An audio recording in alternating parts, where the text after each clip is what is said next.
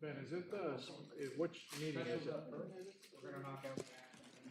Well, which one is, Gary? This one, right? All right, I'm just gonna join that now, so. Okay, board members. Let me see. You might have to mute your computer and turn it off. I'll just tell Gary real quick where you want to talk to him. Hi, Mr. Gary. Mike? Hello, can you hear me? I can very, very well. Thank you so much. Would you give us a second? We just had to finish up a special board meeting really quickly. That's fine. Thank you, thank you. We'll go ahead and call today's special board meeting to order. Today's date is Thursday, March 6, 2025. I'll turn it over to Mr. Sabala for roll call. All those present, Juan Bonilla, Yan height. Kathleen Vance, Nahaichu. Adam Marie Stevens, Nahaichu. Jessica McGill. Present. That completes. Okay, we do have a quorum. We'll continue with our special board meeting. Our routine business letter A is the approval of the March 6th, 2025 special board meeting minutes, which is one item under action. If there's no objection, I'll motion to approve. Is there a second? Second by Ms. Kathleen Vance. All those in favor of this motion, Juan Bonilla, Mosapo. Kathleen Vance, Masapo. Adam Marie Stevens, Masapo. Jessica McGill, Four. motion carried. Okay, number 3 for this evening. Our action item, letter A, discussion and possible approval of memorandum of understanding between the Baboquivari Unified School District and the Pima County Joint Technical Education District. Either of you, Mr. Diaz. President Murguía, members of the board, members of the community, good afternoon. It is an exciting moment, an exciting project. Aaron, if you don't mind clicking on the actual document. And this is part of a grant, and this is part of accepting also the grant to be able to sign the MOU. Part of this grant is receiving $50,000, and the funding for these $50,000 will be used to and strengthen our auto program. And on the second document, Aaron, if you don't mind, opening the items that are going to be purchased with this grant, and is specifically to expose our students to the new technology, to new cars, and including the hybrid. What are some of the benefits of the intention by exposing our students to this kind of equipment or in this type of new equipment is for them that eventually create a workforce for our white fleet and for them to begin helping us. And I'm sure our director of transportation may enjoy and like the long-term benefits for this particular project. Part of the equipment includes some of the hybrid cars and also including some of the automotive college tours. And it is an itemized list of all of the different items that we intend to purchase with this grant. Anything else that you would like to add, Ms. Cornell? No. We just want our kids to be exposed to newer technologies. That's what the college tour is going to go through to California and Cornell? Arizona. So different sites. So that's going to happen in August. And having said that, we recommend that the Baboquivari Unified School District Governing Board to approve the MOU as presented. Any questions? If not, motion to approve the memorandum of understanding between Baboquivari Unified School District and Pima County Joint Technical Education District, seconded by Ms. Anna Marie Stevens. All those in favor of this motion, Juan Bonilla, Mosapo. Kathleen Vance, Masapo. Adam Marie Stevens, Masapo. Jessica McGill, Four. motion carried. Motion carries. Motion move to adjourn the special session. Is there a second? Second. Second by Ms. Kathleen Vance.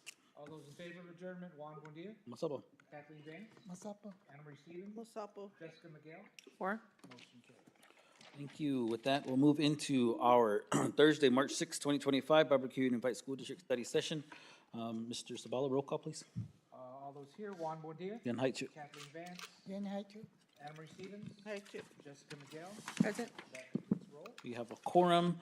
Our letter C is our routine business, approval of the March 6, 2025 study session agenda. Anything, gentlemen, that we need to, everything's okay? Okay. Motion to approve, is there a second? Second. Second by Ms. Anna Marie Stevens. All those in favor of this motion, Juan Bonilla, Mosabo. Kathleen Vance, Masapo. Anna Marie Stevens, Masapo. Jessica McGill, Four. motion carried. Okay, with that, I will turn it over to Mr. Mr. Sabala, do you want to kind of lead us in and then we'll go to Gary?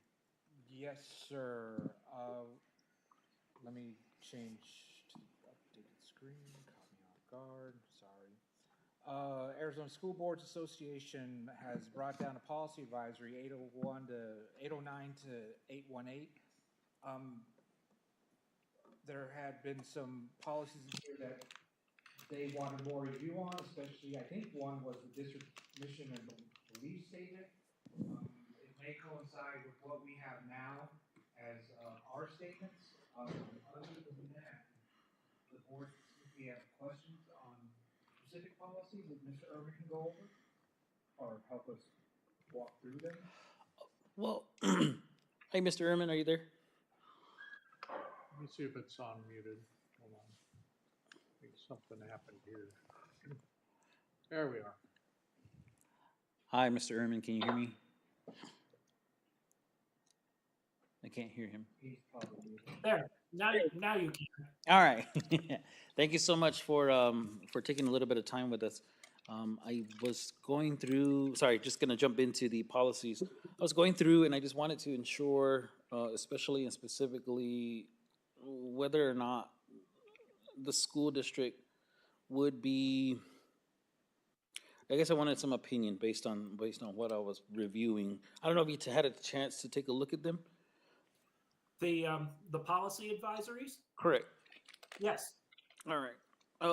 I know we've been having, actually, we're having to go back and actually re-review a policy that was approved based on the advisories and what's been done at the state level. But I just wanted to ensure we had at least maybe some insight from yourself, whether there was anything we should be expressly mindful of. I know we're, as far as us reviewing the policies and then taking the recommendations from Arizona School Boards Association, I just think with your knowledge of the school district and our circumstances as a school on tribal lands, and I definitely want to make sure that, and I don't mean to sound the alarm in any way, but I just want to make sure that we are not only following the law and what's being brought down, but that we also are making sure that we're mindful that, you know, as a school district, we do have some ability for local control. I just don't know how far we want to be able to take it.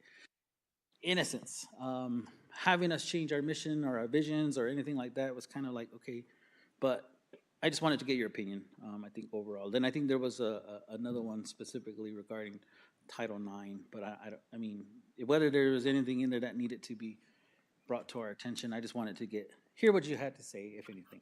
Okay. Okay. Well, the policy advisories, there's really kind of the one that I received for the month of February of 2025 kind of falls in two categories. The first section of that, which includes redefining the mission statement and that kind of stuff, is very, very general kinds of policies. The mission statement, community involvement, parental involvement, and essentially in those situations, the Arizona School Boards Association has basically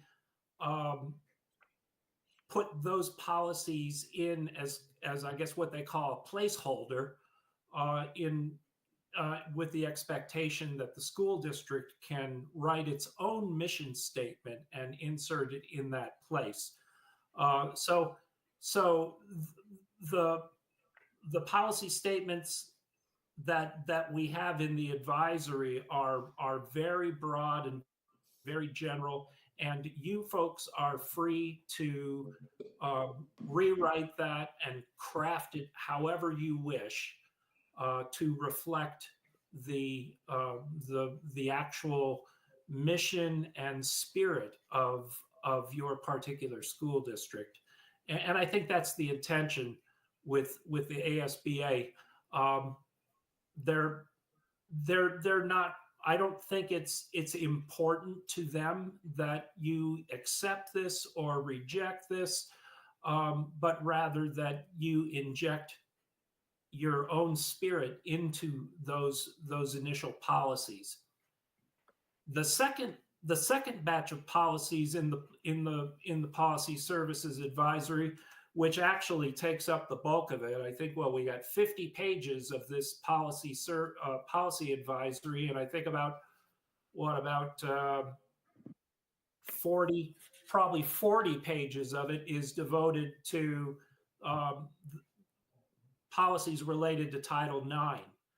And, and there's a little backstory behind this policy advisory. Last year, the United States Department of Education issued regulations to interpret Title IX, which is the federal law that governs and relates to sexual or gender-based discrimination in public educational institutions.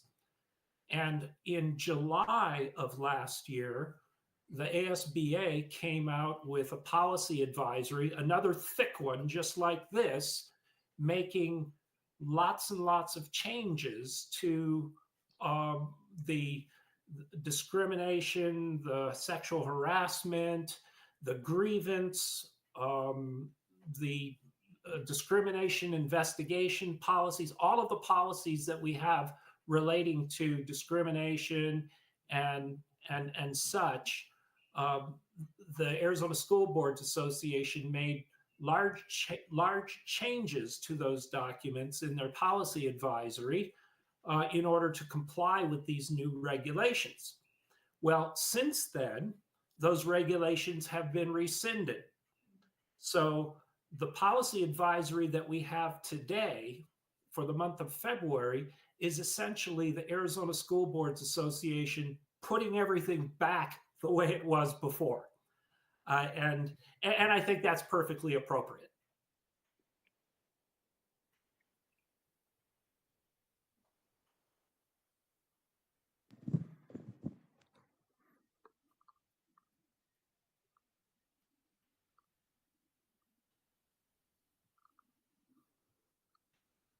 Are there any questions? Thank you, Mr. Ehrman, for the response.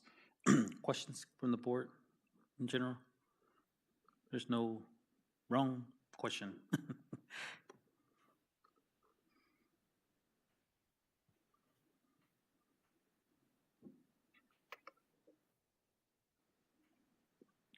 Any,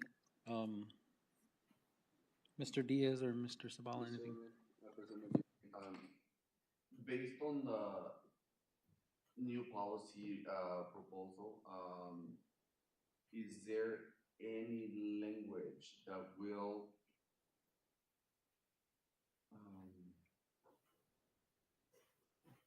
any language that we should be aware that may be interpreted as our students not feeling welcome based on their preference? No, Okay. no. As a matter of fact, the old policies are pretty neutral on that. Mm, that's good. And I know, and I think that was one of my, thank you, Mr. Diaz, probably one of the concerns. And I don't mean that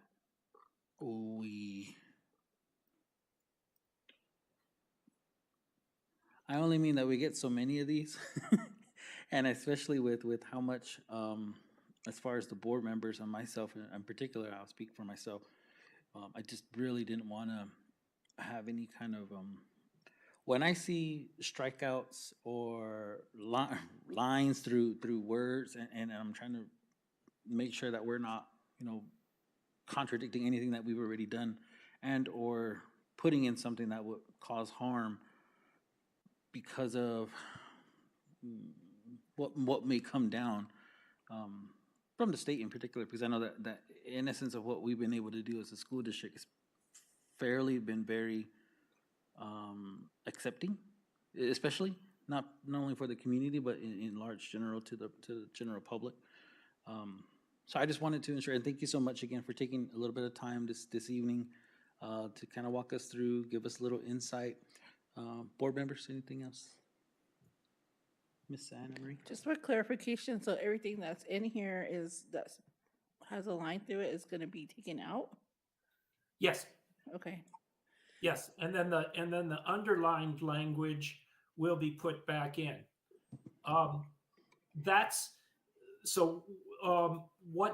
What you have in front of you is the policy advisory that undoes the policy advisories that were issued in July. Now, and quite frankly, I'm not sure whether the governing board actually changed their policies back in July, or it looks like it partially happened. Because some of the policies appear to have been changed in accordance with the policy advisory in July. Right. But some of the regulations did not get changed according to the July policy advisory, which isn't a problem because since the new policy services advisory is putting everything back the way it was before, if the governing board did not change a particular regulation, and I have what I have in mind is policy A, looks like policy ACAA-R, which actually has the most changes of all of the policies here, doesn't appear to have been changed by the school district in July. So it's not going to be changed now. It's the policy advisory is basically putting it back to what our text currently reads.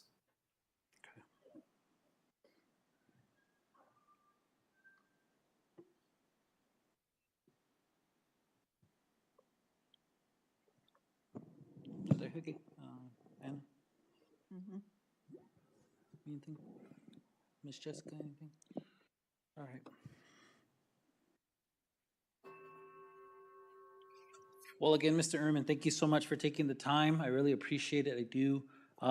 If anything in the future, of course, we'll reach out to the superintendent and go forward from there. But I just definitely wanted to make sure there wasn't anything that, and a refresher for myself and the board as well.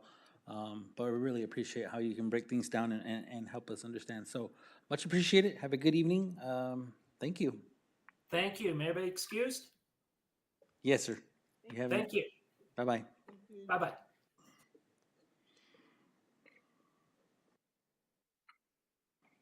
Okay, let me see. Where are my meetings?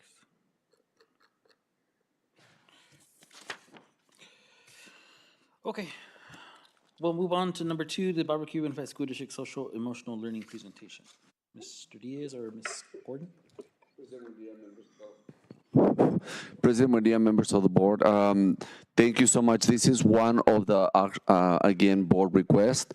And the idea is the way it was orchestrated. I want to take this opportunity to also show and expand on MTSS or multi-tier systems of support.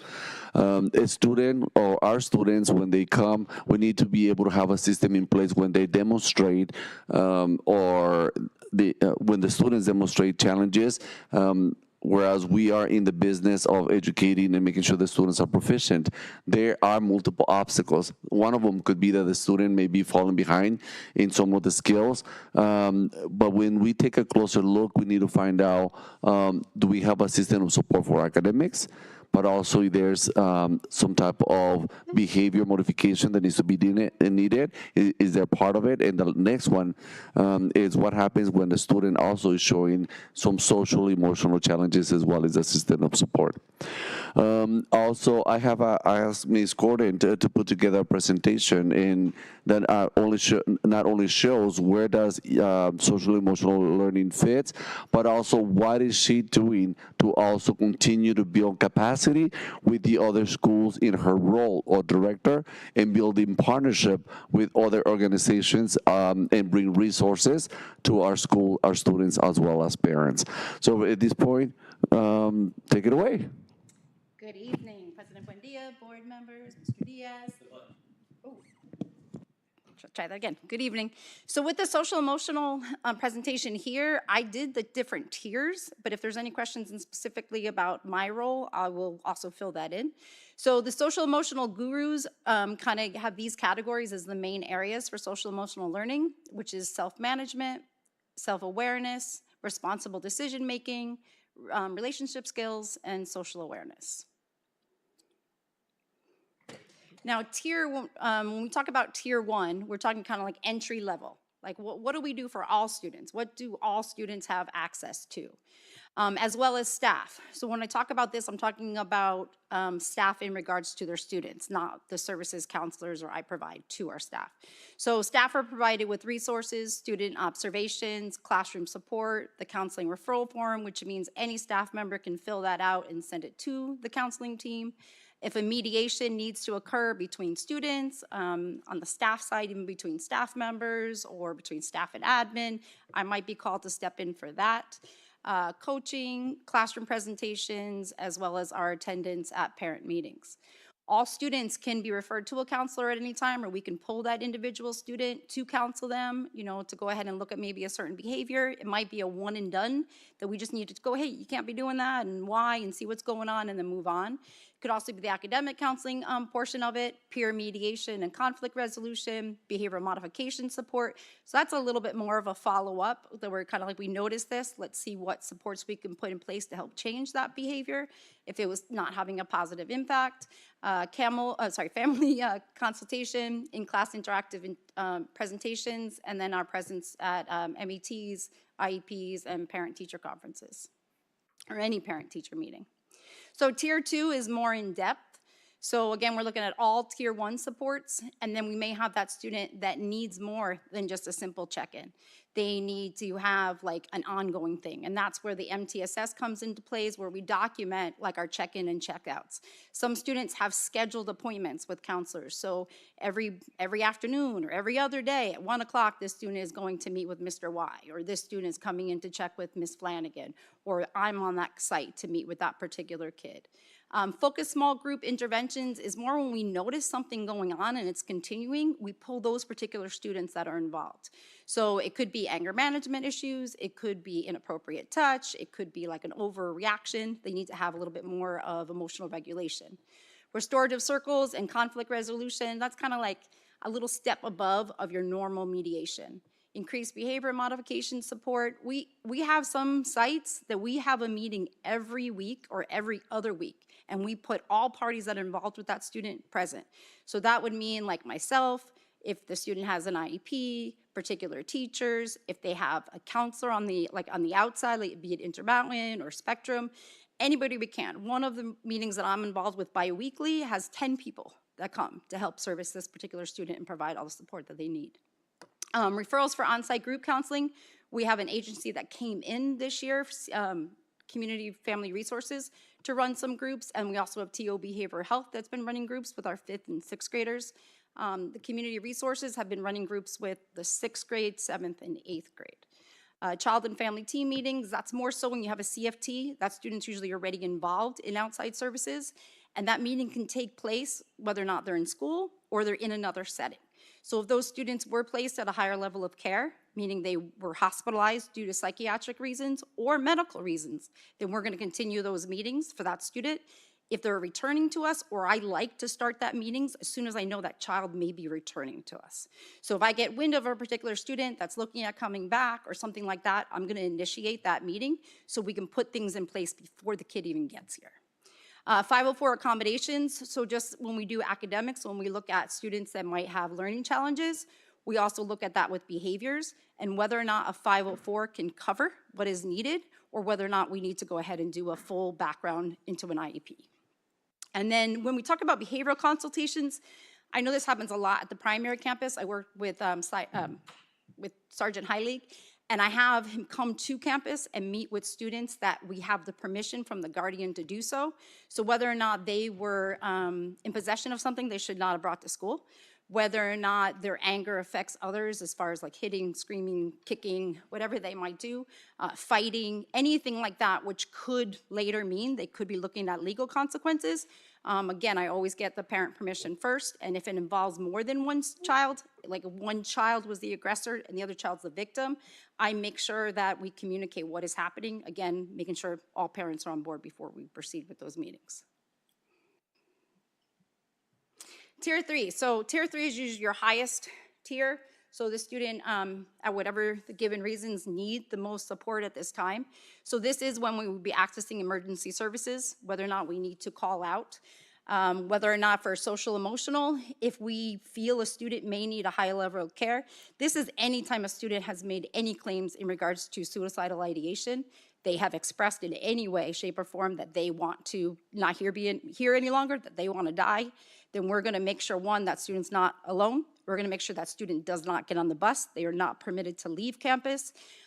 We have to get parent permission, and they have to be present for that crisis team. And sometimes that takes a lot of work, and we'll run into over hours or in the evening. And if a student refuses, then there's other things that fall into place with that too. It unfortunately does lead to a child welfare report if the parent does not agree, and we'll give them the time to go ahead and get that student evaluated, by any medical professional. But if they don't do that, then we have to follow through, because we need to make sure that kid gets the help that they may need. So crisis safety planning has a lot to do with making sure the student feels safe, obviously, during the day, but it has a lot to do with, okay, when you're getting these triggers, we want to know about it. And we also want it to be legit. Part of the reason that we follow what we do is there are students that have a tendency to just say they're suicidal. And you'll have it be that one student will say something and then another one does, and then another one does. And if it's not put into check and be like, this is accurate, then sometimes the students might continue that, and that greatly affects other kids who truly are. We have had a circumstance where a student had said they were suicidal. The other students present thought it was a joke. They then were like, yeah, I'm suicidal too, or oh this, oh that, and they had no idea. And then that student, it further kind of was like, no one's listening to me. Nobody heard me. So we had to take it to the next level that time too. Consultation and communication with outgoing counselors. So I have a regular meeting with Intermountain every 3 weeks. Regardless, I talk to them pretty much on a daily basis because they have over 50 of our kids enrolled in their services right now. Following that is Spectrum, that has, I believe right now, in the 20s, 23, 24 kids.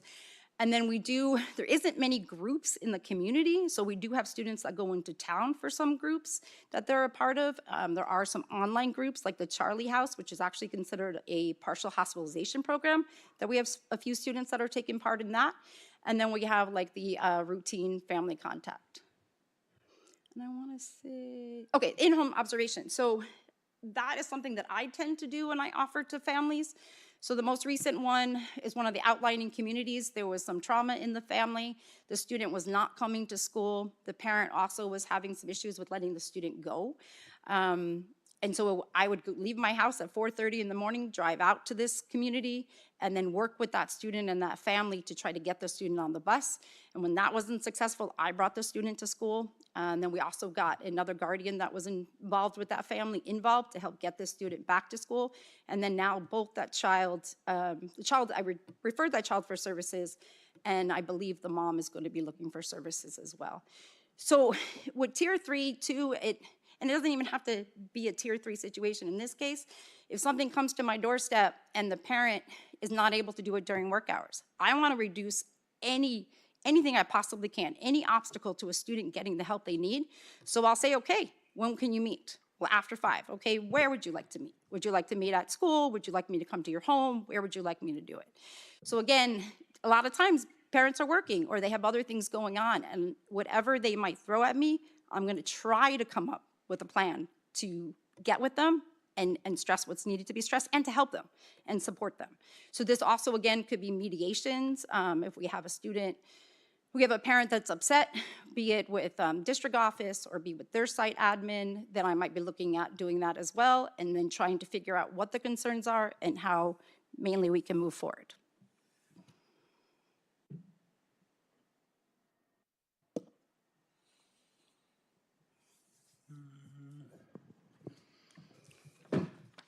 Mr. Diaz, President Buendia. when any disrespect to Ms. Corden, because we all probably understand exactly what she has done, but I think in respect to what my understanding of the need for someone with her capability, her caliber, her skill was that so we as a school district could quote unquote capitalize, sorry about, but just in any way benefit from her understanding and ability to be able to do that within the school, within the staff, within everyone that we have available now, so that these systems, MTSS, multi-tier systems, whatever it may be, are available on campus. And that she's not pulled into multiple different areas, and because of course we have positions that have been open for years or months and they're not being filled. But I guess that's why I wanted to kind of have an open study session about it, is because I feel like there's some opportunity for us. And it just kind of goes into the entire climate that we're kind of sitting in.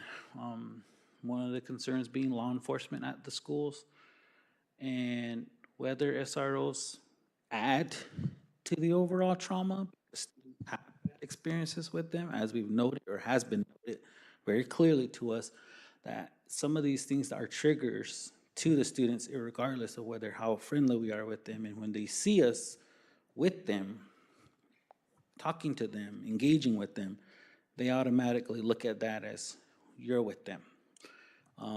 Which again, is not in any other way, in anything against what the network or connections Ms. Corden has built and created. But I want to make sure that if the school is or does need that type of thing, that we're able to hand that off when we need to, and not overexerting ourselves as a school district and allowing ourselves to fall into any kind of situation where that can be brought against us. Do you understand what I mean, Mr. Diaz? I'm trying to differentiate it, and I'm trying to. My other thought is in policy and in regards to the school and what the creation of the position was. Is this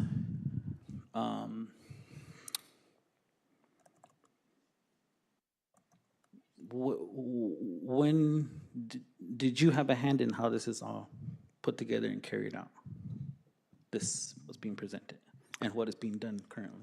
Yes, we have collaborated, we have met, and we have, in the last year, one of our focus has been the multi-tier systems of support, and to be able to delineate what does it look like academically, what does it look like in behavior, and what does it look like in social emotional.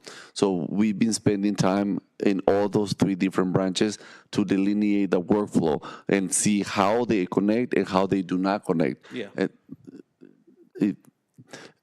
A student, just because a student is not making the academic progress, it cannot be solely or most of the time because they're not understanding the lesson, or the lesson is too hard. Sometimes there's other noises taking place, and we want to make sure that we have a system in place for those types of situations when the student, the noise in their heads is, I don't want to live, I don't want to be here.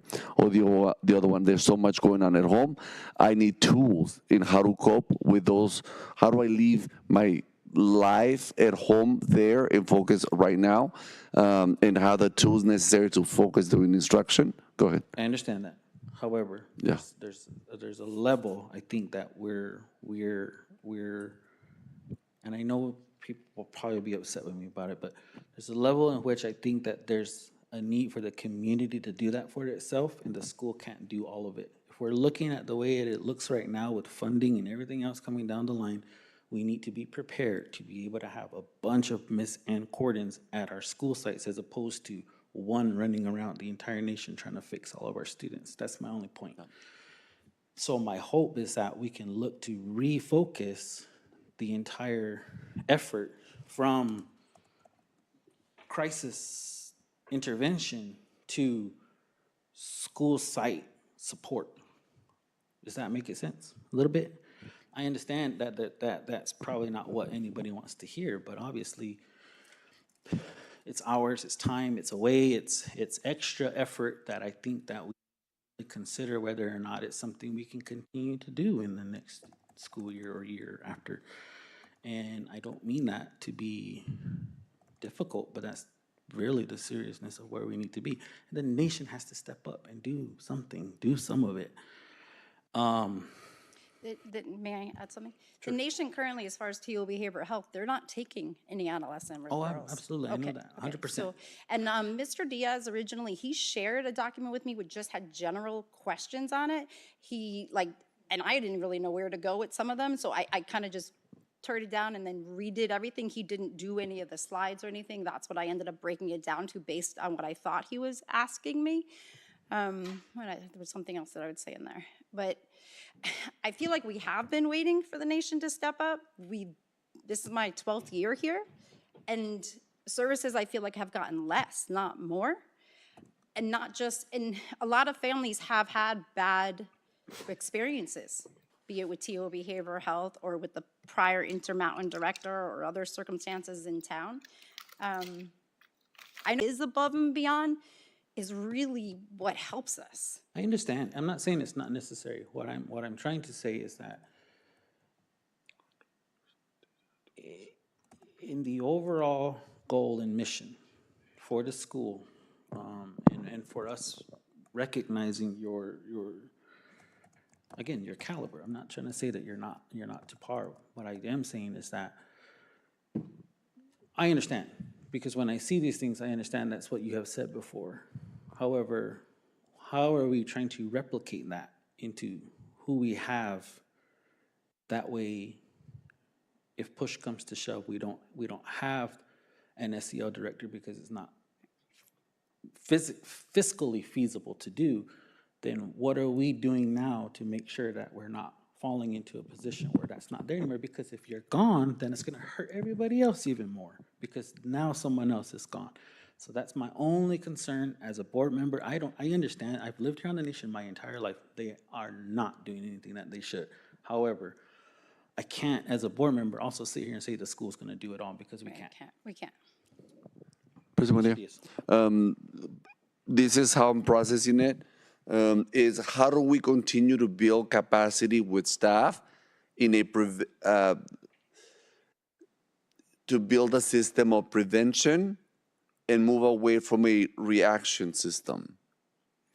So again, it is how do we build capacity with the staff that will benefit the majority of the students by having a two-story prevention system in place, and continue to reduce the reaction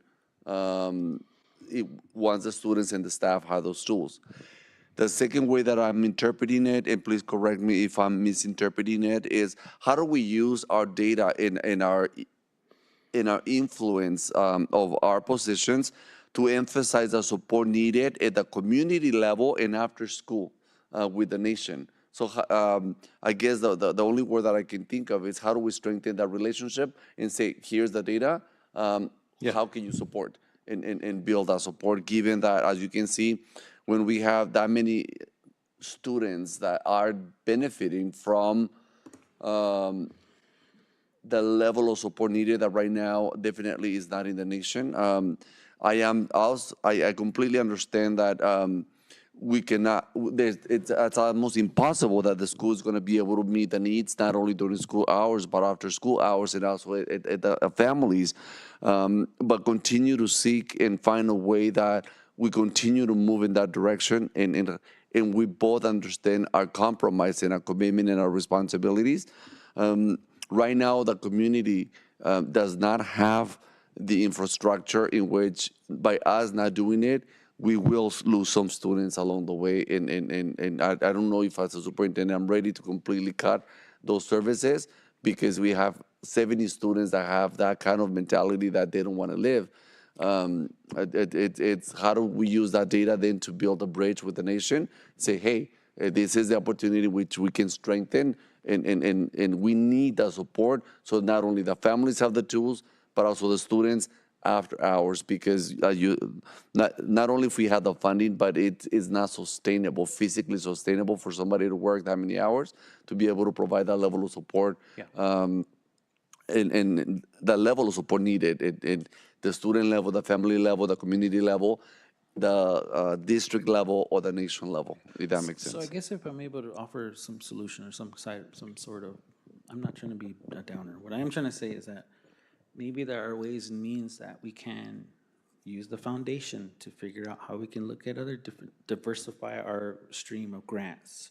Look at things that will actually look really good towards that avenue so that it's not something we're pulling from and having to have these kinds of conversations as a board who has to be fiscally responsible about some of the things that we're doing. I only think, and I know, especially even if we decide this is what we're gonna do and we ask the nation for help, they won't even give us money if we asked for it. We have to jump through a million hoops to do so. We can't even save the language without them making us jump through a bunch of loops. I don't think. County Superintendent's Office, in our meeting yesterday, they have some programs that are rolling out of April 1st, and they have agreed to come out here for both our staff and our students to do some prevention, because prevention is weak. Right, It's hard to absolutely. commit to it, like, and we try, and then we get pulled, so. Okay. Well, I mean, exactly. I think it's important. And I think in the school especially, one of the things I don't want either is that we get into this, which we probably already are, is that you'll take care of it. When we need everybody to have feel like a level of confidence that they can take care of these things within their own classrooms and feel like they can manage it. I know sometimes kids are way more agitated or above that, but I think if we can. We have more students this year than any other year prior that have diagnosed mental disorders, some of them quite severe. We have 2 students that are already going through the process of being seen as a SMI, which is seriously mentally ill. Some of these students were with us when they were younger and then returned. Some of them are brand new to our district. We're talking like double digits, which is very concerning. And that is something that I've spoke directly to as far as our contacts with like our quarterly meetings that we have with the nation, as well as our crisis meetings. And it's obviously the pandemic, the anxiety levels, but we're even seeing more off the chart. And it really, my observation, it's tied to substance I was gonna say, dependence. it's the substance abuse. It's genuinely affecting all the kids. And their access to it be if it's happening in the home, those, the amount of vapes being seen at the primary campus alone, what's being brought. And kids knowing, like meeting with some students last week, like they know all the verbiage. Yeah. Yeah, he was vaping, he was this, oh yeah, that's a cartridge. Yep. I've First seen and it. second graders, I've heard it. it's scary. And then, them not only having access, but then again, bringing it to campus and trying to get other students to use when they really don't know the consequences. So I really don't know, and I should know. We need to look at it curriculum-wise. We're gonna have to get parent permission about doing prevention, but I feel it should go, it should be at that 2nd, 3rd grade level, but we need to start it there. Other communities, it tends to start at the middle school level. Started early. It's too late.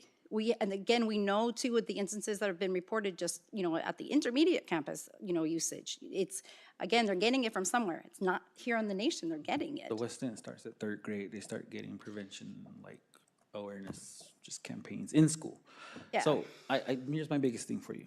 I do not want you to see you get burned out, or I don't want you to see you get pulled into a million different areas where you become overcome.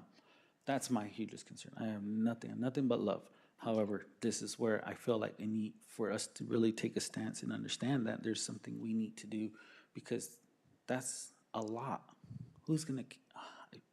I couldn't walk into work and carry that, but that's what you're doing, and then to me, I cannot not respond. That's I my understand. issue. I know that's I my issue. understand that, And but I tell but them, it I'm is- not 911, but if I see a text or a call, I'm gonna respond. I understand, and that's where I feel like It's not there. it needs to be spread around for people to feel like that's where they need to be, and if they're not, then they Families need have to have that trust with those other people.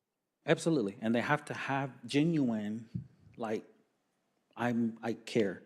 There are certain ones who don't, and that's okay. But also, again, it may be a standard that we have to be really going forward with.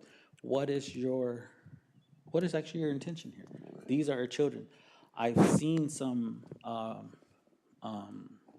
just read something on their experiences here as a teacher, and genuinely, I felt a little bad as a person from this community that was something that they shared, that kids come to school with all of these issues, because it's true, it's just not like it's a hidden thing, but for me to read it from somebody coming from outside, looking in, tells me we're not where we should be, and the emphasis on it is that, oh, poor those Indian kids, they look at their lives. And I know there's some kids are truly in that position, but I really want to get away from that negative connotation of who we are, because we can be better, but it really doesn't, that's really not going to be done by Ms. Ann Corden or anyone else that she's kind of working on. It's going to take us to do it.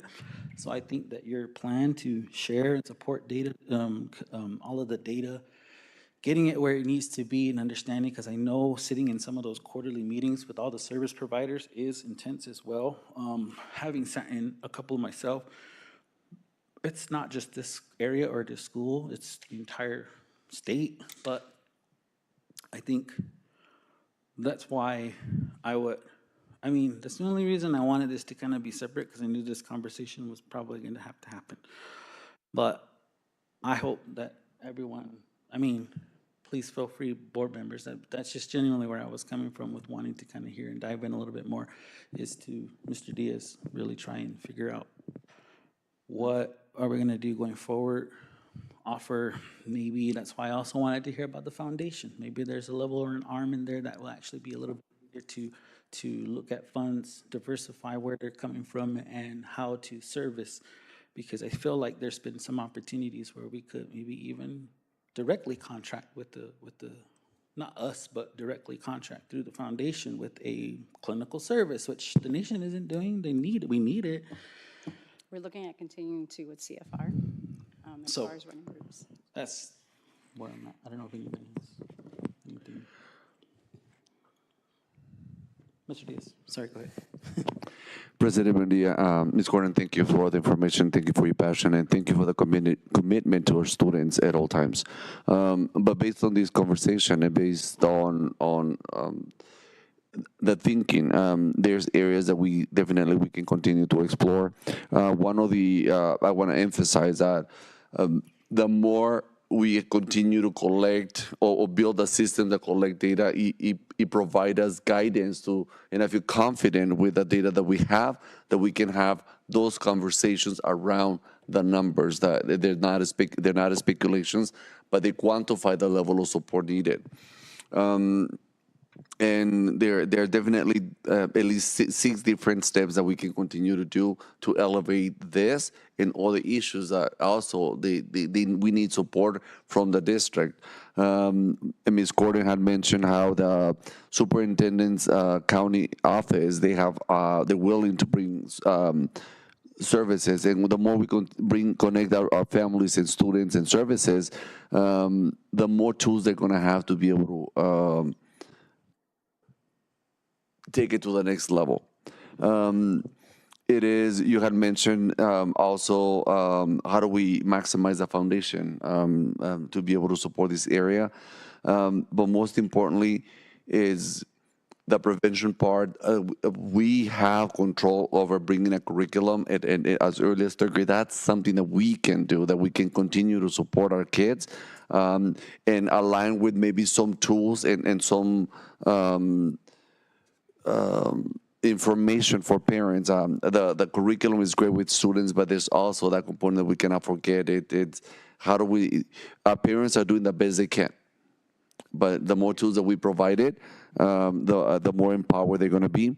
And also, we have not explored or maximized the power of parent council. The parents are also members of the community, in which we can also charge our parents to say, what are you going to do to seek the services? If we're teaching our students how to advocate for them, how do we teach our parents to advocate for the services for the kids? So the thinking and the conversation definitely generate. Advisory council or something like that? Okay. And for them to say, what is your step? So I think as a superintendent and some more members of my team, something that we need to include is how do we build a parent council that are the voice for the district, and then they can go to each district, to each to the nation and say, this is what we need as a community member. Because You know what I was thinking? Sorry, real quick before I lose it. is we've used our community days to not only kind of engage, but I feel like we need to rethink how those community days can be effective. Maybe these are those things that we can really imbue into the community by having quote unquote commercials or instances where it's specifically directly at these types of things that we need to make everybody. Presentations on the hour. Boom, by just do different it, you know, departments. and just keep running it and putting it out there. My other hope is that, again, we can possibly move away from this area and those areas that are a lot more remote that do not, that literally don't have anything, where we can be present. I know all of you, I know those of you may be watching, it is an effort, but your students do it every day to get all the way over here, get on a bus and travel. And I know it's even further for some of our staff in Tucson. But I think if we're all in it, into the degree that I feel like we are, then that might be something we can do at least 4 times out of the year when we have a community day. I mean, I'm just trying to, again, just trying to provide some form of, I'm not trying to be here to be negative. I just trying to have an effect. I appreciate your honesty about it and kind of where we're at. Yeah. And also the power of our district meetings. Yeah. I think they're very powerful in which we can continue to roll out that information. And how do we deposit that information that then can trickle into educating and elevating the parents, the community, and the local districts? I know that there's a level of be honest, I would say, as a school district, when you're presenting some of these things or participating in those meetings about what you're dealing with, because I feel like we try not to step on toes and our toes get all the way stepped on as a school district by certain members of the nation. And I mean that in the only way that I've seen it. That it's happened over and over again. That we are kind of not, we should, when we have the opportunity, share what we're dealing with as a school district, only so that people understand that we're doing absolutely almost everything that the nation should be doing, and I don't mean that in any way other than we've been told what we've been told as a school district by the nation, and that's here nor there. But again, it's also something I want us to be very mindful of when it comes to when we're invited to meetings or when we're in places as a school district. Please be present. Please be vocal. I know you have no trouble being vocal, Ms. Gordon. But anyone that's participating in anything, please understand that. I think that we live here. We know we've experienced what services are available, and when we look at how much we're doing as a school district, it gives me a sense of hope and comfort, but I also know that it's not enough at sometimes, and I don't want you guys to continue to carry that as visitors, as guests of the nation, and us as members. You know, we have to be as vocal and as big advocates for our own. So that's what My last comment, I promise. Go ahead. No, I think I'm done. It's we have spent the last 2 years looking at systems, and I'm also feeling confident about the systems that we're creating in multiple levels. As you can see, my goal by you looking at this is, can we demonstrate that we know what the needs are? Do we have the strategies in how we're going to attack? And do we have the data that shows is it working or not? So based on this presentation, I hope you can now go back in those 3 components of a system. And as we continue to educate the community and say, hey, this is how we identify the needs. These are the strategies that we're trying. This is what we do when it works. This is what we do when it doesn't work. And that opens the question is, what is the system in place for the nation? Or what is the system in place for X department? Or what is the system in place? And modeling if this is what we have, and then we generally asking what is your system in place so you can meet us in the middle. That's it on my end. Santa? This is an issue that's really hard to talk about, I think, in general for anyone. We all know that we have a lot of issues that our community faces, and families are still dealing with trauma from historical trauma. And I think a lot of time people don't want to deal with that information, but it definitely peeks up into people's lives. And I commend you because you are out there, and I do see you and hear that you're out there doing this work. And Juan's right, you're one person. And how can we be helpful to you in your capacity to help you do your job? I do understand that, like, Juan's worried about us, providing the services, but really, if we are not doing it, reality is they're not gonna get it somewhere else. And we are gonna be dealing with the crisis. We're gonna be dealing with bigger issues. And of course, we're probably gonna get blamed for it, um, which is hard. But how can we create resources for you that would be helpful? One thing that I think is like self-regulation is teaching kids at a young age how to deal with their emotions, meditation, and also just getting their frustrations out. For me, like I would always tell my children, like, you need an outlet, and finding some kind of outlet for you to release your big emotions that you're carrying around. I would always say go run, or like go get a punching bag, write in your journal, go draw, do something that's going to help you mentally release what you're dealing with, or even having conversations. And those are hard conversations to have. And even as an adult, those are things that you have to deal with. And sometimes people are just not at that level where they want to deal with that stuff.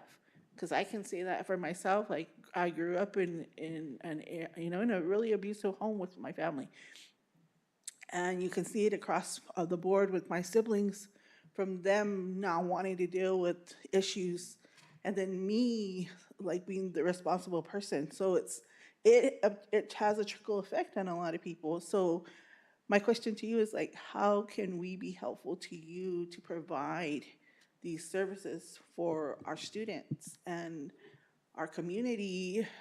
Because really you're servicing a community as a whole, and you're one person. It's really hard to get services approved on the nation.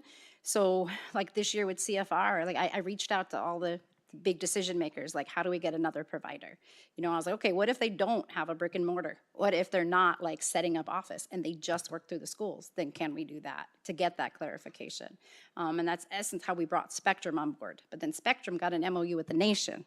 So then they started taking on, adults as well. And then TO Behavioral Health started referring all adolescents to them.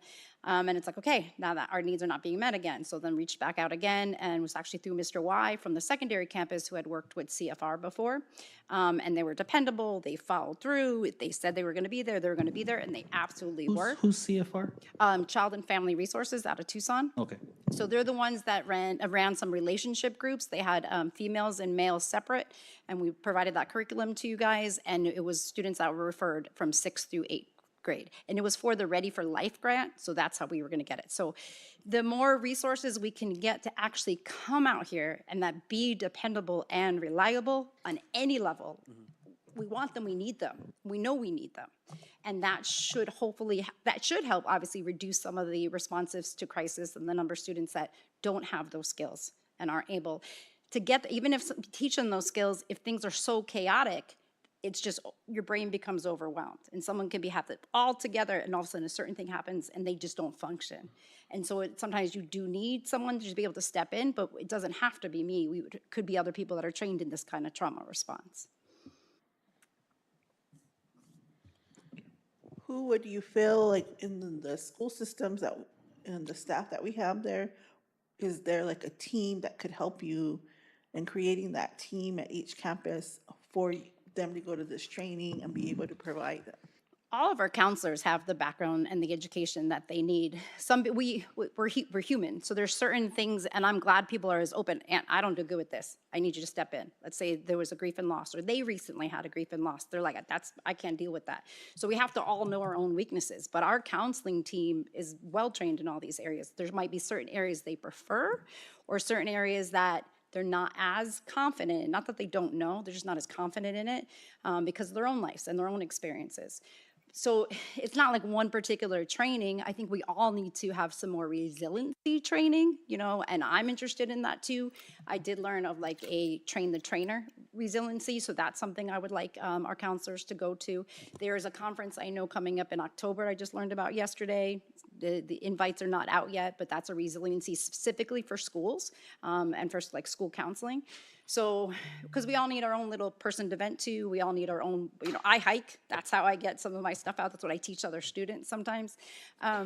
So we all have to find our niche, but the resources that I have reached out to haven't been able to come, and I didn't know anything about CFR. So I was really glad that Mr. Y shared that resource and was able to get them on board, and then that's when I reached out to the nation, Mr. Diaz, sorry, real quick, based on that. Wouldn't the school be allowed to enter into those and bring them because it's here, provided for school, in school, on school?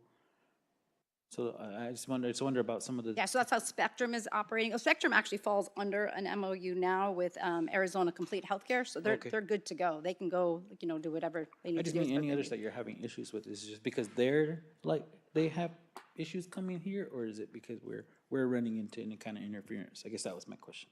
It's usually the distance, amount of time. yeah. So, and then Gotcha. too, like once a grant runs out, just like any other thing, then all of a sudden it stops. Yeah. And then it starts again, and then it stops, and then, it bounces around. We don't have that funding anymore. And trust. They have to be here long enough to build the name, the trust, and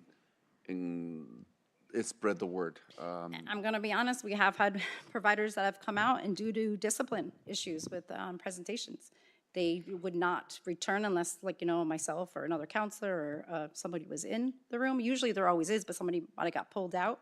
And it was kind of okay. And I'm glad they gave that feedback versus just not showing back up again. So then I made sure, this was last year over at the intermediate campus, I was present when they returned for their second one on bullying. And I was glued to that room or got another counselor to come in. So do we think that this is? I mean, it's been at a level that I think we need to be really placing it on a level of this is the steps we're going to take in this next school year to make sure this is at our primary campus and this is at our intermediate. Not that we don't take those steps by having on-site counselors, but I think those prevention courses that can just be specifically put right into the overall curriculum and or the overall school day or the overall community day, whatever it may be, so that there's an emphasis on these are the issues, these are the things we need you to be mindful of, and especially because You can get higher participation from family.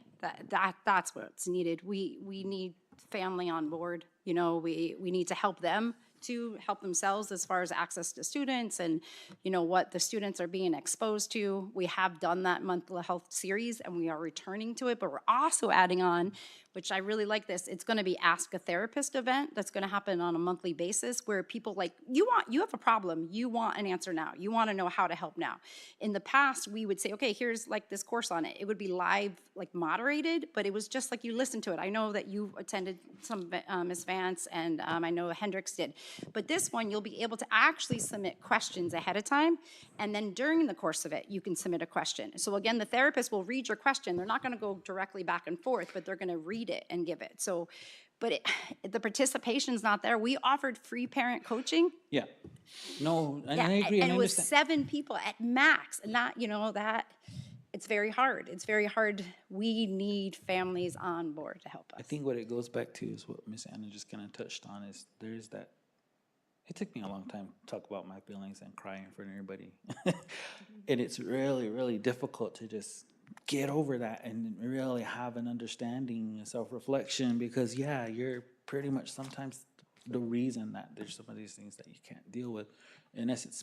And then that spills over into the kids. And if into you're not everything ready else. to get help, the kid absolutely can't So get my help. thought is, that's what I mean, in the next school year, and as we're moving forward, maybe there's a system in place that everything we do, because there's a lot of kids, families that go to primary events. I've seen them all piled into the cars and all go, boom, you got them there. Let's talk about something that can be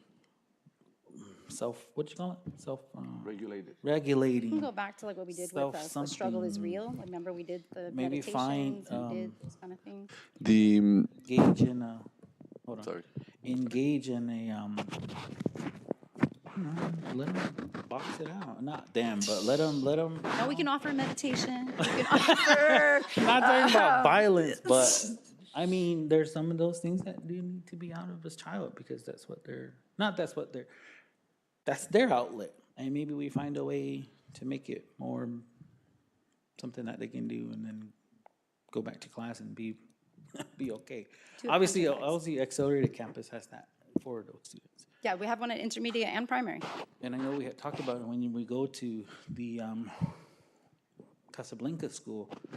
Again, they're funded in a whole different level than we are, but that whole sensory room, amazing. Like to just sit in there We have different and tribal be laws in place too that and be okay, So again, look, sorry, go ahead, Mr. Diaz, that was. There's a couple of events that work, that we have a lot of participation. Is using those events. How do we maximize rolling out this information in like you mentioned, the community days, we had a Christmas event. There's how do we maximize when people are here instead of telling them this is the support. Now that you're here, let's give you this support. yeah, So how do we turn basically. it around? I agree. I don't know. Anybody else? Vance, Miguel, you okay? I want to Sorry. say one of the things that I think when you were talking about families being here, there's so much that families have to take into consideration when they're coming to an event. One, transportation, if they have childcare, if they have to get home and take care of somebody, if they're dinner, and like, so if those needs are being met, I think they'll get a better turnout. I think those are things to consider. But also, I was gonna bring up like talking about your emotions and like buying books about your emotions, and it's okay to deal with those situations, especially at a primary age or like being or even intermediate. Like it's okay to be sad and it's okay to be angry. But I think just sharing that information, I know.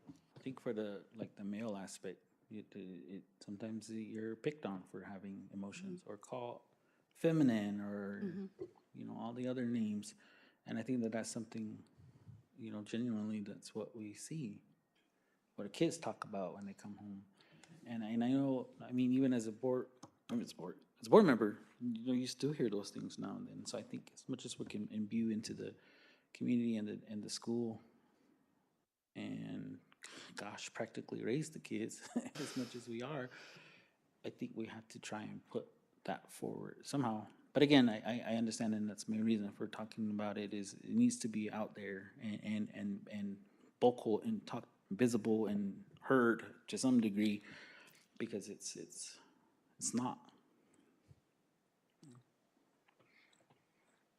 Was that it for the? Everybody's okay? Okay. Anna? And so it's a big topic, and I think that we're going to continuously talk about this. it's a hard one too. Yeah, It brings up our own individual issues, our family, everything, so. but I do commend the work that you are doing and all the counselors that are here, because I feel like there are students that are going through a lot of trauma, and you've been there to help them, guide them through these process or getting them connected to resource. So thank you. Thank you. Narcan training. Yes, I just got a text from TU Behavioral Health because they had the renewal of their grant.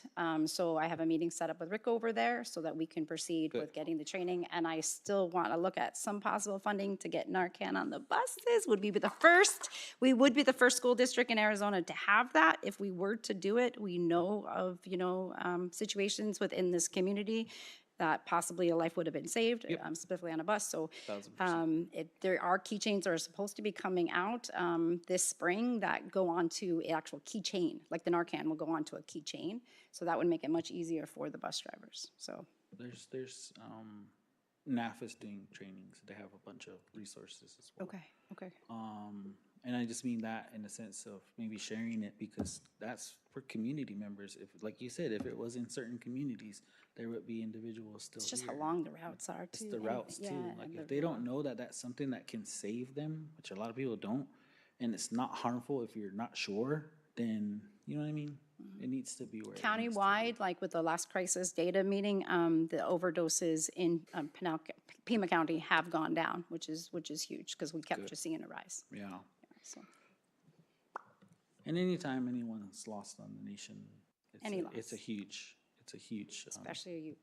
it's a huge loss, especially to that type of thing that it's kind of preventable, not to the degree that we can stop somebody from doing harm to themselves, but at least try and. And I do always want to be able to say that we've done everything we can, like wholeheartedly, we've done everything we can. And now if it's a student that's no longer with us and certain other things, still gonna try to get that kid help, but, or if we know that the student's coming back to us, it's just, we can't do it I think 24/7. the worst thing is to see them go through the criminal line as opposed to just getting some services that they need, especially for those when you talk about dealing with mental issues. Get almost just put into this level of. Law enforcement's not gonna care if they have an they don't IEP care. or what It's their just trauma is, terrible. no. So, again, wholeheartedly, I feel like the board, I mean, obviously, if anybody was in strong opposition, they would say something, but I think we genuinely have, and I would say, Mr. Diaz, let's focus on seeing some sort of action items as we continue to move forward, maybe at our retreat before the next school year. Where are we? What are we gonna do? How are we gonna help?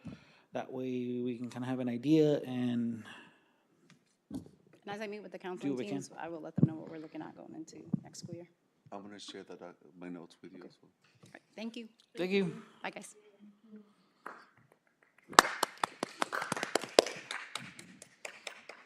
See, we really would have been here till 1 if we, 1 on Monday, if we definitely wanted to give that its time. So thank you all, board members.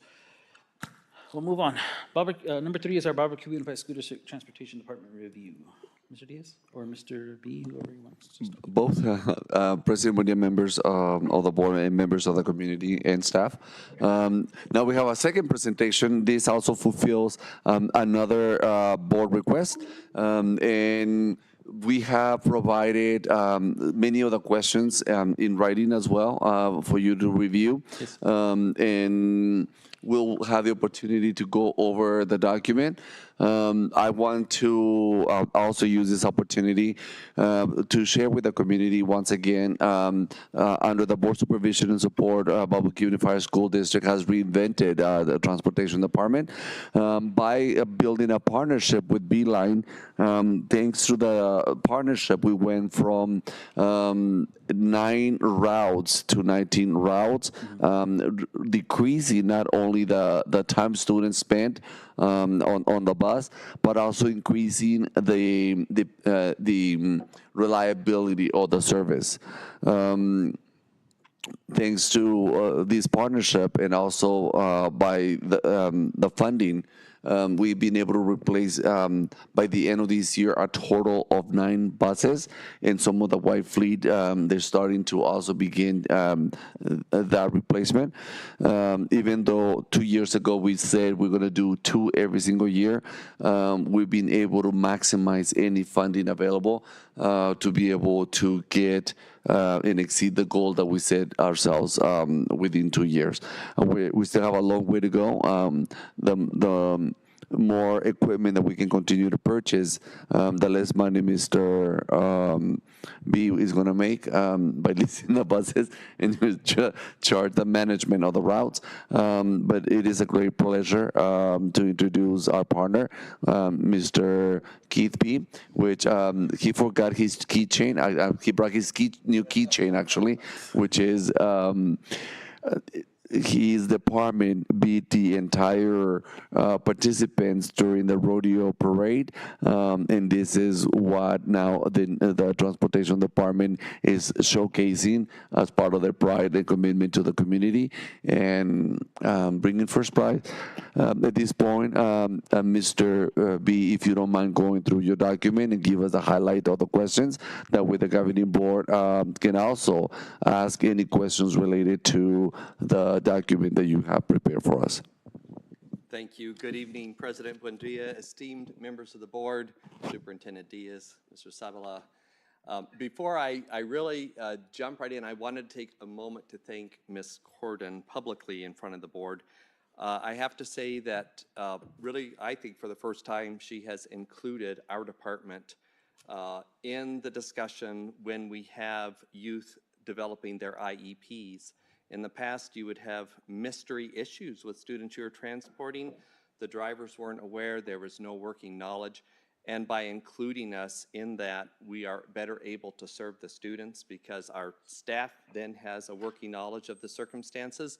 They can then share that delicately with the drivers so they're aware, and I think it provides much better service for those students.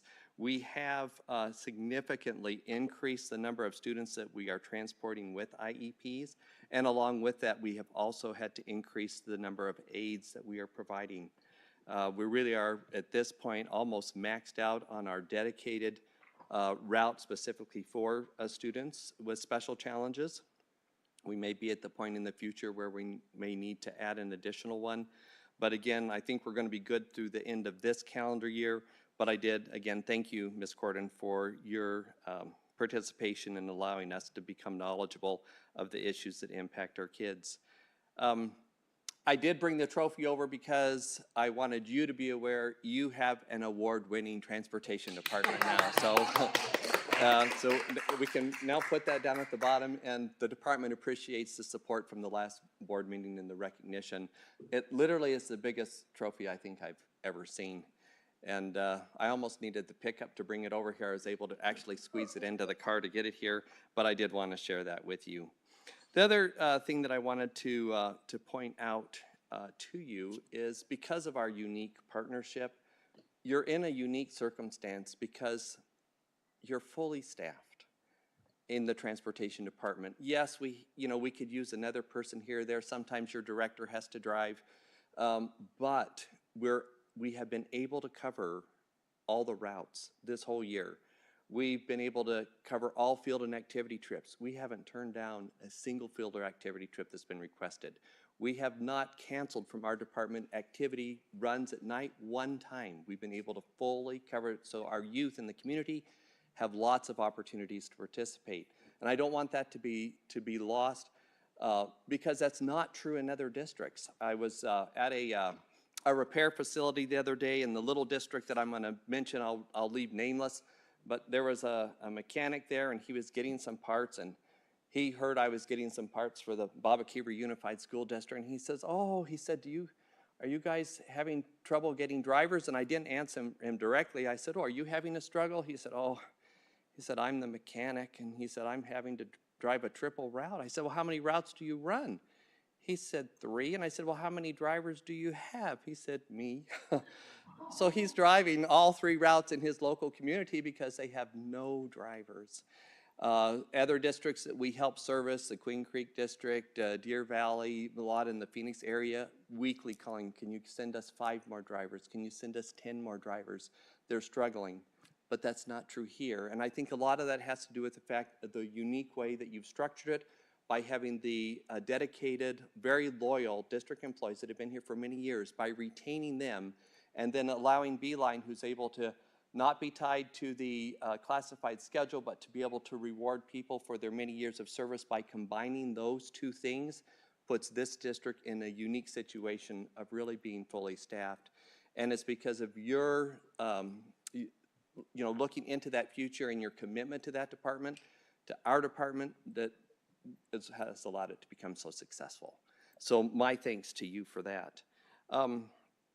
When Ms. Corden and you were just having that discussion, we have really encouraged our drivers to bond with the kids. And I'm going to just share with you just very quickly, I had a young male student today from intermediate campus, and I was taking him to his home, and I've driven that route a lot this year just because that's the one I usually get to cover when we need to cover for somebody driving a field trip or an absence. I got to the stop, and he looked at me and he said, "Mr. B," he said, "can I stay on the bus?" I said, "Stay on the bus? You're home." He says, "No." He said, "I don't want to go home." He said, "The bus is my happy place. Can I stay on the bus?" I wanted to keep him. Of course I couldn't. But it just shows that connection. Many of our drivers have that, where that bus is a happy place for them. And that's the way we want it to be. In talking with some of the people in the department that have been there for many years, they said we used to have all kinds of graffiti and damage to our seats. I mean, whole buses just destroyed. We don't have that anymore. The way we've structured our routes and eliminated the overcrowding by reducing the time, the travel time, as you saw from my report, over 10 hours a day of travel time eliminated for our students. They're not on the bus. That's on a daily basis that they're not having to sit on a bus. Has really had an impact. Discipline issues, way down. I've stuck the percentages in there just looking at the past, how much we've reduced the discipline issues that we've had to deal with. And then I've also realigned the responsibilities of the individuals within our department so that they're better able to focus on specific areas rather than being spread so thin that we don't do anything well. We've been able to spread the responsibilities amongst individuals so that they're able to dedicate their time and do a better job of the responsibilities that they do have. So with that, those are kind of the highlights of things that I wanted to discuss. And of course, I learned from sitting on this side of the table, what you're supposed to say is, I hope you've had an opportunity to review my written report. I'd be happy to answer any questions you may have. And so if you haven't had an opportunity to read it, I'm happy to go through it in detail. But if you have specific areas of concern or interest, I'd be very happy to address those. What? It took you a while. I usually sit over there. Oh, well, I'd be honored to provide a video. I just don't know how many school buses you want to see. And again, the board's been very supportive of helping us to update our fleet. We haven't had any breakdowns with students at all this year. You know, we've had buses break, but not with a load of kids. And that's been good. And with your support of updating our fleet, I'm hopeful here within the next year or two that we'll be in a position where you know, our maintenance costs will go down and we'll be able to continue to strive to make the department more cost effective and efficient for the district. Board members, any questions? Or comments? I have questions. Yes. Can you share some of the learning curves that you had to do when coming in? And I know you mentioned like some positive things that came out of it, but if you can share a little bit more of those. Sure, I'd be happy to do that.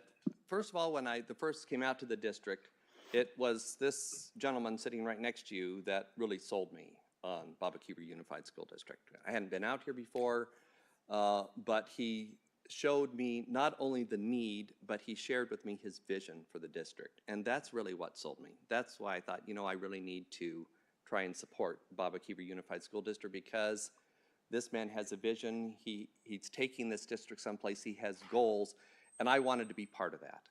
And coming into a department that had 5 yellow buses that ran and 2 white fleet, no mechanic, no active director, a single dispatch with a split shift.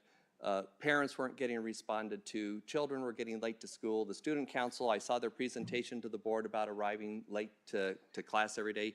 That touched my heart, and I knew that I would have the skill set and tools and the connections to try and very quickly build this up and get us to the point where we needed to be. And so that was my introduction to the Baboquivari School District. We had just a core of drivers that had been very loyal to the district and been with you for many, many years and helped work you through the COVID years, but they were struggling. They were tired. The morale was low because a lot had been placed on them. The buses, you know, being broken, having to drive equipment with bald tires, it was very frustrating to them. And so I knew we needed to raise that morale. We needed to make some changes. And so we brought in mechanics. We expanded our staff. We got the buses working, the district and the board very supportive in helping us get some new buses. Many of our units were close to 300,000 miles and breaking down on a routine basis. We're starting to work those out of the fleet. And I see the pride coming back into the department. They're very proud of working at BUSD. They're proud of the equipment that they have to go when they're taking sport teams, and they know they're going to make it back.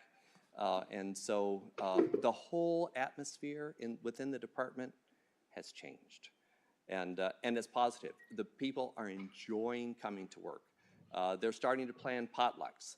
we'd love to invite you all to a potluck if we're allowed to. Our drivers would love to have interaction with the board and to, see that support. They know you're there, but, you're always welcome. Anytime you want to stop by, we'd love to be able to showcase what's going on in transportation. It's your transportation department. You just have allowed me the privilege of coming in and having a vision, knowing what our mission is, and giving the people the tools along with the accountability that's necessary for us to be successful. Thank you.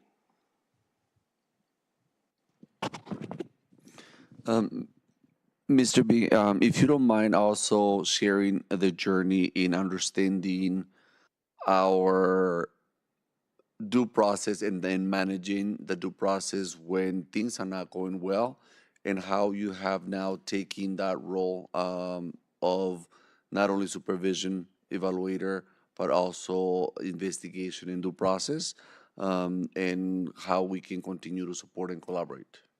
Excellent. So I have to say that my transportation liaison, Mr. Diaz, has been very supportive in helping me in making sure that our department follows fully board policy. We have a code of ethics, that we have certain things that we are responsible for and that we need to do. And we want to make sure that we have fairness and equity and due process for our employees, but we also have a significant amount of resources that we have been entrusted with that we need to be responsible for. Not only equipment, but time and fuel. We need to be accountable for that. And so I've worked diligently to make sure that everything that we are doing within our department follows those board policies. And when things are not done properly, we're human beings. People will make mistakes.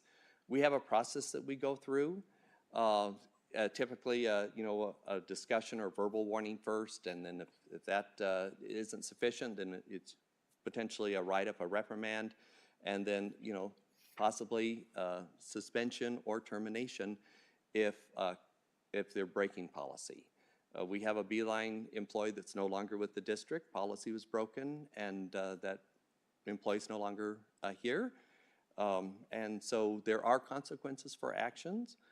And we just model everything after the policy that this board has adopted. Does that answer the question, or?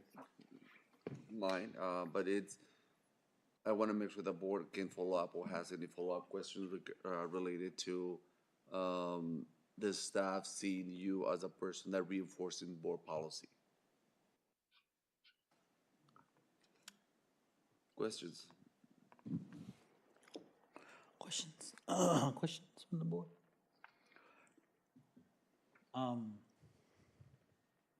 Thank you so much for, again, all of the response is amazing.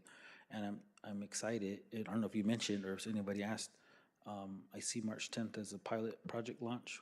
Do you know what? I haven't addressed that yet, but I'm very excited. Are you going through it? I'm sorry. Well, no, you brought it up, so now I have to talk about it. Very exciting. This is going to be awesome for our district. So we've done our pilot. So that's not official. That's unofficial pilot. We've already sent out our buses that have the tablets in them. And in our dispatch office, we have, thanks to Mr. Bates there, we have two wonderful, enormous screens. Mm-hmm. And they will have the maps, and you will in live time be able to see each bus in the community. So it's transponding back. And not only can you see it, but it logs and records the time that each bus arrives at each individual stop, which is going to help us. We have circumstances, for example, where a parent may call in and say, the bus did not show up today. Well, then how come the other 10 kids that get on that stop are all there? Okay, so there's a reason for that. Somebody wasn't out there 10 minutes prior to their pickup time, or they missed it. This documents that time, so we're going to be able to see that. We also have installed the card readers, where there'll be a little time delay because I think there's some ordering, or Mr. Bates would probably be able to address that better than me in terms of the actual cards for the students. But the readers are installed, and that system is ready to go as soon as they have those. In the routes that we're piloting, we'll make sure the students have those. and then they'll be able to track on and track off. And the nice thing is the tablet shows the drivers the name of all the registered students at each stop. If they don't have their card, they can manually enter them. So they can still record that the student has gotten on the bus. But more importantly, if you have a young student, kindergarten, first grader, they try to get on your bus and they're not supposed to be there, it flags red. The driver's immediately gonna know, oh, this young student doesn't belong on this bus. Let me reach out to the teacher here while we're still here at the school and find out where they're supposed to go so that we make sure we get them on the right bus. It's gonna help us tracking our kids so we don't lose them. Nothing's worse than having a missing student. Is there an option for parents to monitor where the bus is at to see like where they are en route? Yes, so we Wait, haven't. there's more. So they won't be able to watch the entire route, but there'll be a range set so that when the bus gets within that range, they'll be notified that the bus is there.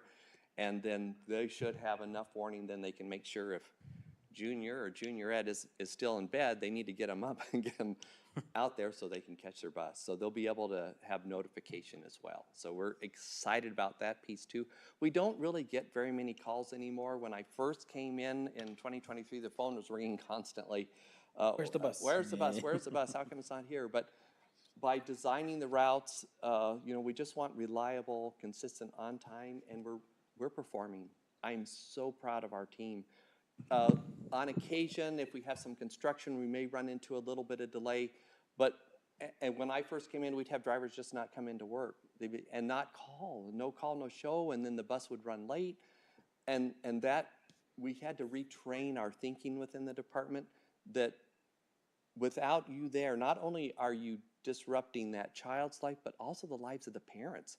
They have to get to work. They have other responsibilities, and if we're not consistent on time, not only do we potentially wreck the student about it, we're strict about it. If you cannot perform, I've had to use in the past some tools where drivers that perhaps weren't as efficient as they should be were moved to shorter routes that somebody like myself could cover later in the morning, easier. That way those kids are still there. If you're in a long route and you don't show up at 3 o'clock, that's hard to cover. So if you're reliable, then you can be rewarded by having one of the longer routes where you get more time. If you're not reliable, then you're going to be moved to a short route. I have to tell you, some that were moved to short routes are now back on long routes because they found a way to be there. And it's just that learning process. One of the things I think about, especially now, especially with, again, the environment, the climate, and the world we're living in, a level of security for some of the parents, knowing their child is either on or off, or when they got on or off, or where the bus is, and so on and so forth, especially with some of the concerns about vehicles waiting, and but the other point I was going to ask, and this is something you can talk about later, or maybe visual, because I know when we do, and maybe this is something I haven't registered my kids for next year yet, but I always see where the routes are, and all I see is names. And I know people, but I don't know everybody. And there's like stops with names and places that I don't know. And is there a way to have it visually so that here, the bus stops here, the bus stops here? Because there are also some instances, and I'll just bring this up and you can, again, deal with it, where the bus will stop there at one morning, and then another morning it stops a little bit further, or stops in a different area. And I thought it stopped here. And I'm like, oh, we just did that. So again, you're following up on all that accountability. But I also wonder what considerations are made based on the stops and how the efficiency and or placement of those stops may be considered or reconsidered in the future. I think some of them are just done because they were convenient, but for your sake and the sake of how you've been able to make us far more efficient, maybe there are different ways we can look at the routes and the stops at where they're at. Even though I know it's a familiarity as far as with the communities knowing that that's where they are, but maybe when we have access to visually see, maybe this will be a better place for everybody to gather. And for those communities that are further away, this instance of knowing when the bus is there, rather than having a student standing or waiting out there in the cold or the hot or whatever it may be, they know when and where. I think our communities are going to love it. Okay. I really do. And one of the things that we've noticed in our pilot is that if the stop isn't pinned properly, then the driver won't get a student list. So part of what we're doing now is making sure that where we've pinned them, is the stop. Okay. And so we're making corrections on the map, moving the pin to exactly where the stop is so that the driver will get the student list. And so there'll be little tweaking, but I think once we get to the point where we have a full rollout, the community is going to be very, very pleased. And again, the safety, security, and accountability, not only accountability for, you know, our drivers and the students knowing, but really even our accountability to you, the board. Because it tracks all those times. We'll be able to produce on-time performance reports live for you. It's not Mr. B going back, you know, over all the records and checking the time. We can give you live reports so you know the performance level of the department.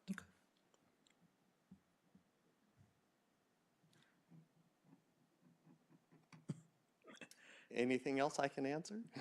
Anything else? All right, well, thank you for allowing me to come and address you and indulging me in bringing that enormous trophy over. I do have something for Miss Clementina, though. Okay. And it's only very specific to, yes, and whether or not we move with full turnover of the transportation department to Beeline as opposed to what we're in now. Love that. I feel that, Can I put you on the low mic? Just bring it to you so you can sit.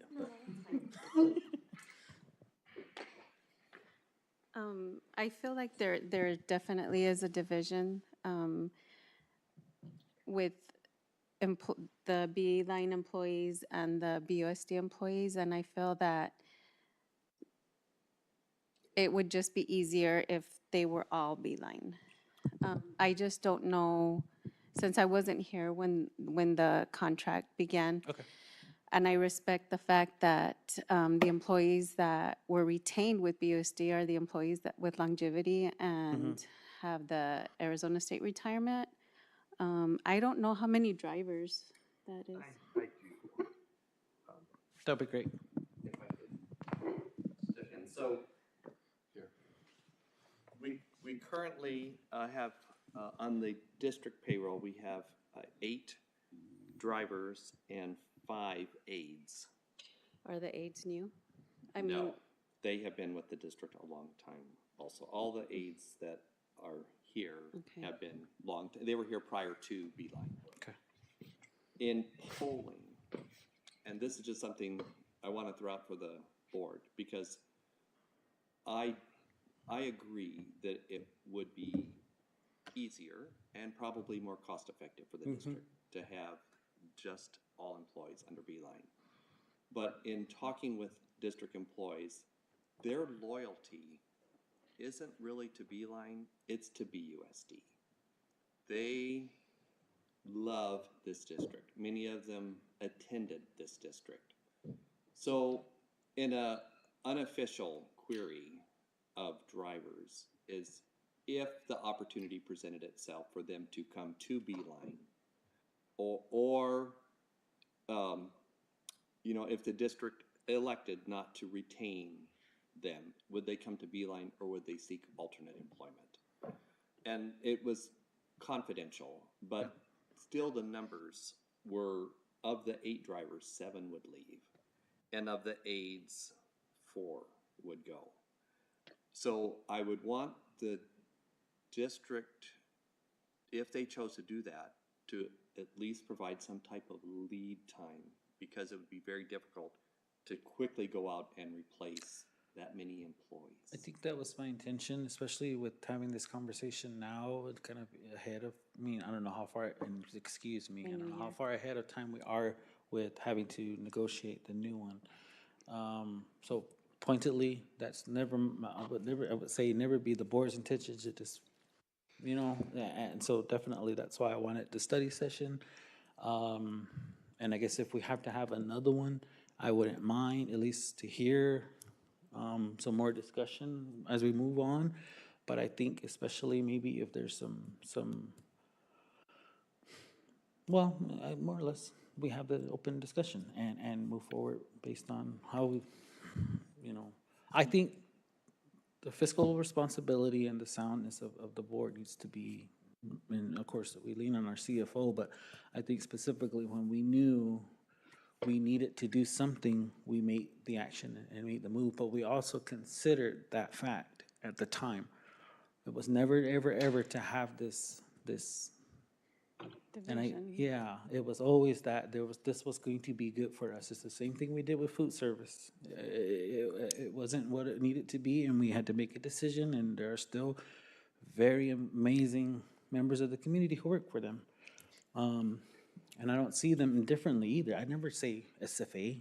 I'm like, that's our Sure. cafeteria. That's they feed us. I don't even know. I mean, I think it's still SFA. I assume SFE. SFA is the reading thing. Anyway, sorry, but you know what I mean, because I never look at it in that connotation. And I might see Beeline on the bus, but I understand it's BUSD.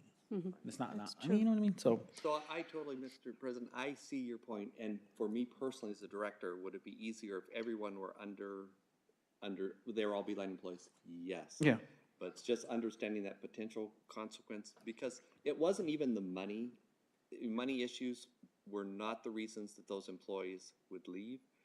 It's just, they felt that their loyalty to the district for all the years would no longer be being recognized, and that's kind of where they're at. So I just wanted to throw that out there for you, because that was the honest response that I got from this. Like, we don't have anything against you, Mr. B. We love working here, but if I'm not a BUSD employee, then I don't feel that I'm being appreciated for what I've already contributed going through the COVID years. Being one of the few drivers that was driving, when they were trying to do double and triple routes, they really feel that they sacrificed. And that was what they shared with me, and that I'm sharing with you. and I will say, and just for the sake of speaking it, is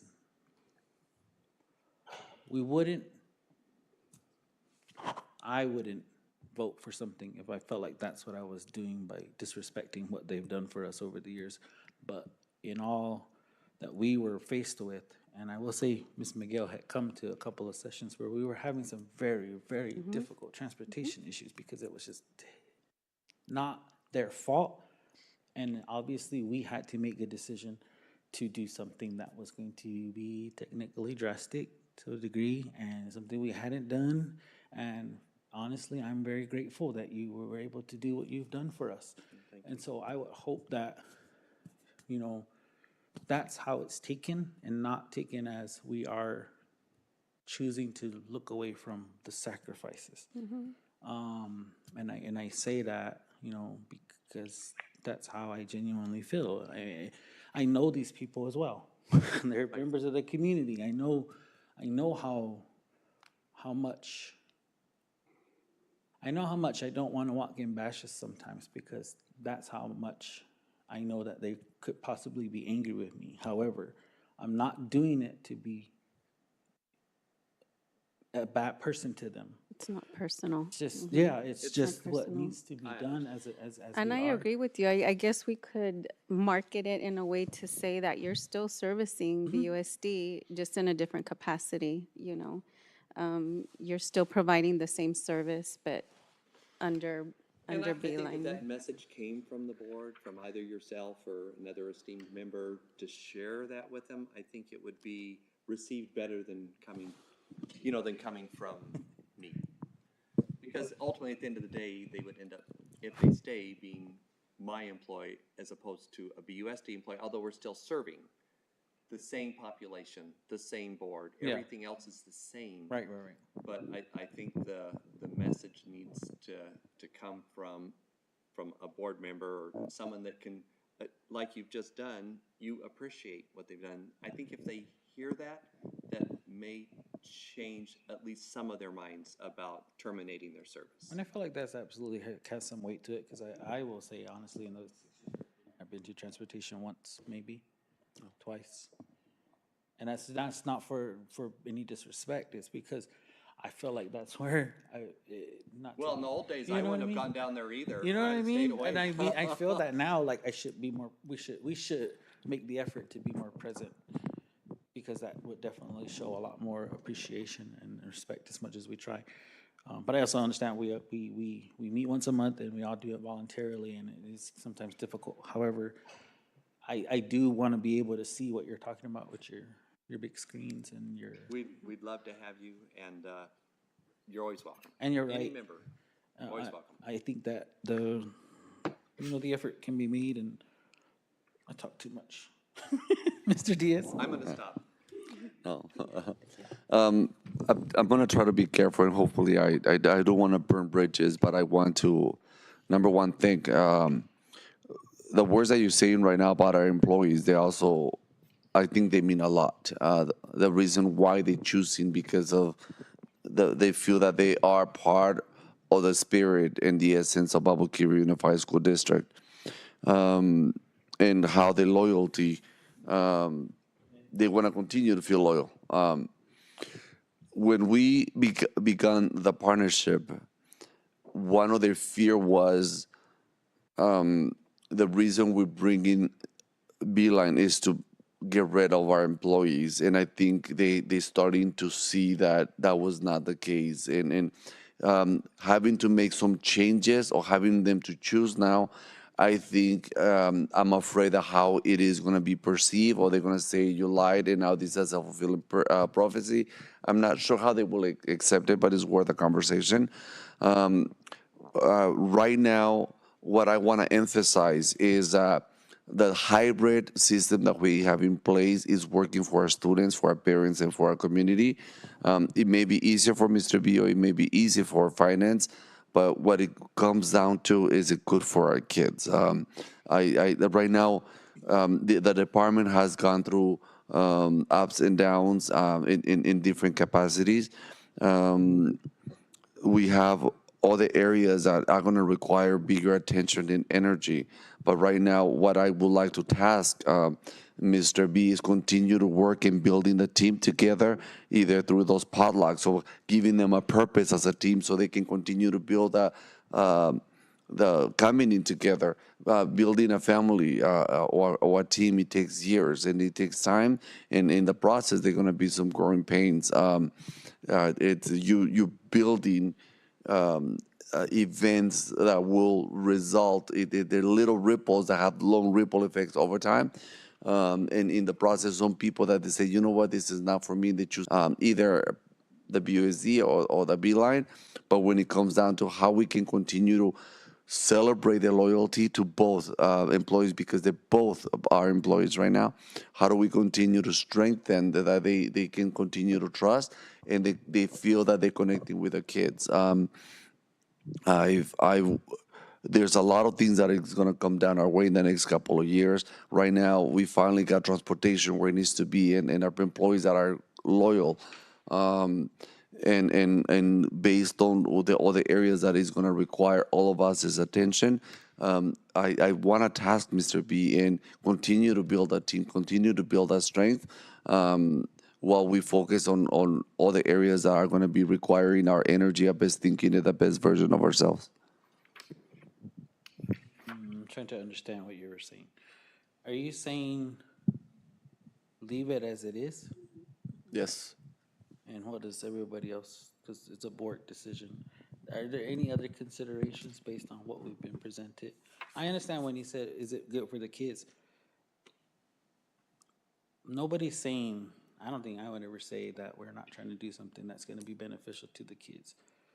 And in one hand, you're catering to adults who, whether they want to make a decision to stay with us or not, is truly up to them. We have a system right now because we entered into an agreement that has genuinely made it very, very, very different than how it was when there was no leadership at that department. And I'm not saying this to be, it's just the reality. There was no way we were going to be where we're at if we stayed the way we were those years ago. So I say, that's why I wanted to have the conversation amongst the board members, is if we are looking at the transportation department and what we're being presented and how things are being moved forward, how things are being conducted, technology being infused into it, all of these things that are beneficial to our students and the community, I don't think we can keep on with this BUSD versus Beeline, granted, it's something that it doesn't need our attention, but the more that we don't have to deal with it and allow Beeline to do what it needs to do, the better. I don't think we get a lot of SFE complaints as much as we did before we moved into that agreement, because that was the only thing on everybody's mind. Lunch was terrible.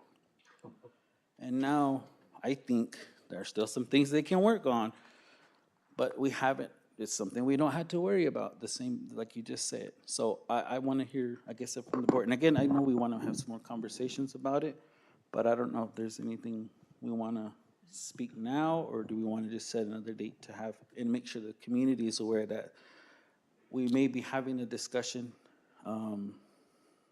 to move to complete transportation department under Beeline. What's your name? Transportation. Ms. Vance?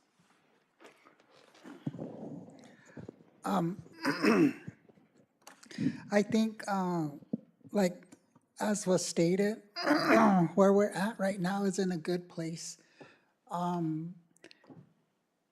I think that the employees that still have maybe those thoughts of, the BUSD or Beeline, I believe that the director has put all efforts into, making sure that the transportation department is one department, and the employees should also feel that way. There are so many things that we still want to do and are looking forward to with the transportation department. If we decide to, which it seems like is a good idea for it to become one under Beeline, it has to, I think, come about very, how would I say it, so that they're comfortable and know that they still are, the employees are still part of the community, as well as Beeline. Beeline is part of the community, and it should be moved forward in that capacity. So I think that once, this goes out, and then that they know that there's conversations coming out,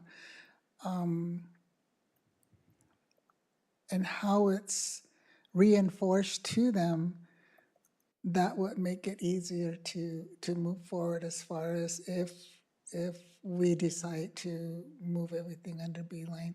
Beeline has been great. As was stated, we are in a position right now where we have kids that are spending less time on the buses. We have routes that are being taken care of, and all those employees should feel appreciated. And they've done an amazing job. The director has done an amazing job, and we're looking forward to what's still coming, which is, it's going to be.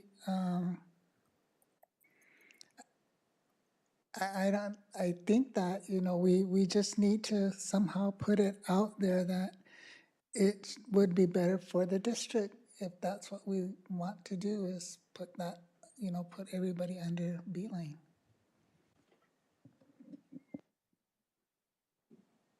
Anything, Ms. Jessica? Just really quick, I just wanted to, I do agree, well, not really.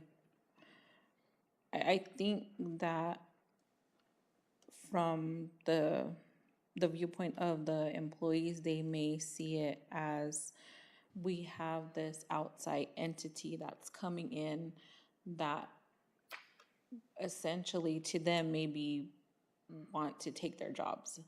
And while that's not the case, I think it's important that they realize, no, we don't want to take your job, so we want you to stay, we want you to be a part of Beeline. It's, nothing is going to change except the fact that you'll be an employee of Beeline now, not necessarily BUSD. And that's really the only change that's going to take place. But I think it just being in the community and the conversations, I think it would be hard to get the employees to see it that way. And I think that's where that it would create even more division, because it would be more like BUSD versus Beeline, so but I do think that if it's more cost effective for the district, that it would be a good idea for them to essentially all be under Beeline. Okay. Ms. Anna?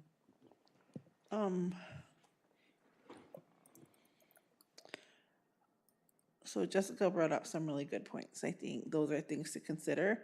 I also feel like your opinion matters about how you see creating these teamwork or network, creating those relationships with your staff. And I think having that conversation with your staff already, you know how they feel about it. And I feel like if we could create, or if that system of,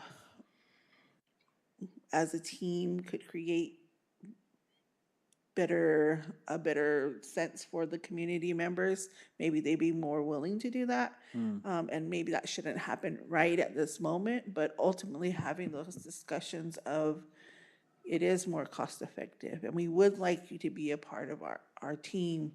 My question is too, is if they do decide to do that, what happens with their retirement funding? Like, is that gonna impact them? And that's probably one of their huge concerns, is like, is that gonna impact their retirement? Good question.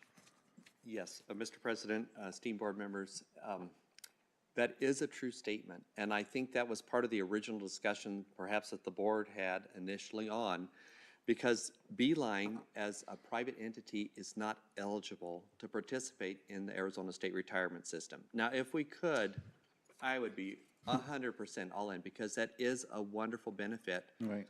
for our drivers. And many of them have lots of years into the system already, maybe 10, 13, some even over 20 years into the state retirement system.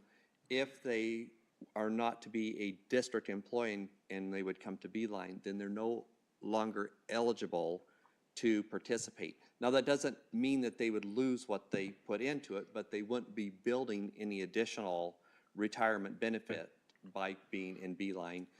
And so that's why I truly believe some of them would opt to leave, because they would be looking for an alternate employer that would allow them the benefit to participate and continue to build their participation in the Arizona State Retirement System. And so that is a key consideration for the board to take into account, because it will have an impact. I'm not certain, maybe Ms. Meese or somebody in HR would be able to look and provide information to the board as to how many of those drivers are close to being eligible to retire, and which isn't a bad thing either. It can be beneficial to a driver if they were to retire from the district and come and work at Beeline, which they'd be perfectly eligible to do, because then not only can they garner the benefit of their state retirement, they can start receiving that check, and at the same time still be earning supplemental income for their family by working at Beeline. But I don't know the numbers as to how close those employees are, but that may be something the board could take into account. Well, those are good things to know. I mean, especially to share, and that was the point. Literally, that was the entire point when we went into the agreement, and I brought it up to say, we have to make sure that we're protecting those that have built and put into their retirements. It was never, ever, ever, and I have to say it again, it was never to make this differentiation between Beeline and BUSD. It was simply because that was the one consideration I was mindful of to say, hey, some of these employees have been with us for years. They have built up their retirements. Never, ever, ever did I say give them a choice to get retirement or not. But that's what's been done, and that's what's continued to be done. So that's why my questions specifically for finance were, while we're trying to be understanding, loyal to these drivers who have given us years and put into their retirement, it also created this division, and I don't like it. And I say that because it's not like it's something that's hindering us, but it's something that continues to come up every now and then. And it hasn't, but what I will say is the responsibility of the board and the overall responsibility we have is to inform, have the conversation, look at what can be very beneficial to the district and in cost savings, because again, we have to think about funds probably not being available. Have a real tough conversation, courageous conversation, discussion as a board, and hear their comments if there are any, but also offer some solutions. I didn't know that you could, maybe we hold off on those that are close to retirement. This is just me speaking, and allow them to do that themselves, not anyone else coming in who isn't close, and then move over to Beeline when they have that opportunity to say it's out there, it's in the open. I didn't know that was possible. I don't want to give anybody no advice that I'm going to be held responsible to, but that's what I understand. So there are things I think we can talk about and consider. But Ms. Clementina. I just want to say that as far as the finance is concerned, it's not a hardship for finance, number one, and it's not a big cost savings or I feel like after reviewing several years back, going back, we've been pretty much stable. It's been the same dollar amount that we spend in transportation.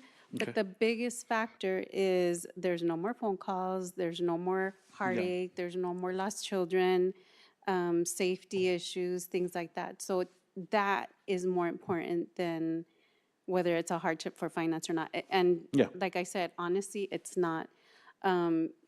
Mr. B brought up a very valid point. After 10 years, I believe they are fully vested, and it's their choice if they want to continue.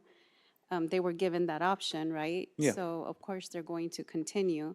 I don't know out here that there's any other employer that is going to give them that opportunity to continue with the Arizona State Retirement System. They'd have to go to Tucson or to another school district. But yes, they could definitely, if they're close to, if they're 55, they could start benefiting from ASRS and also getting a paycheck from Beeline, if that's what they would choose to do. Maybe those are conversations to have, and then decide. I feel like, again, if it's, I genuinely appreciate the consultation and the counsel from yourself, and obviously,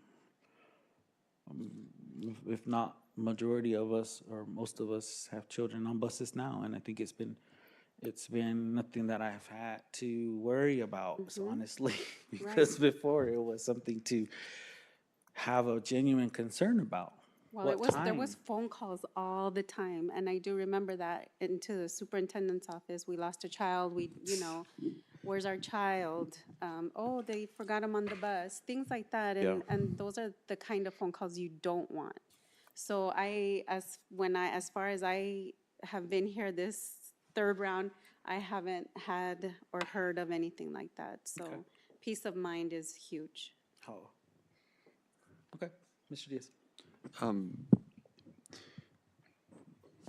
In the event, I'm not saying that we won't. In the event that at one point we want to continue or go back in having a self-sustainable transportation department, if all of the bus drivers are under Beeline, what would be then, in what position BUSD will be?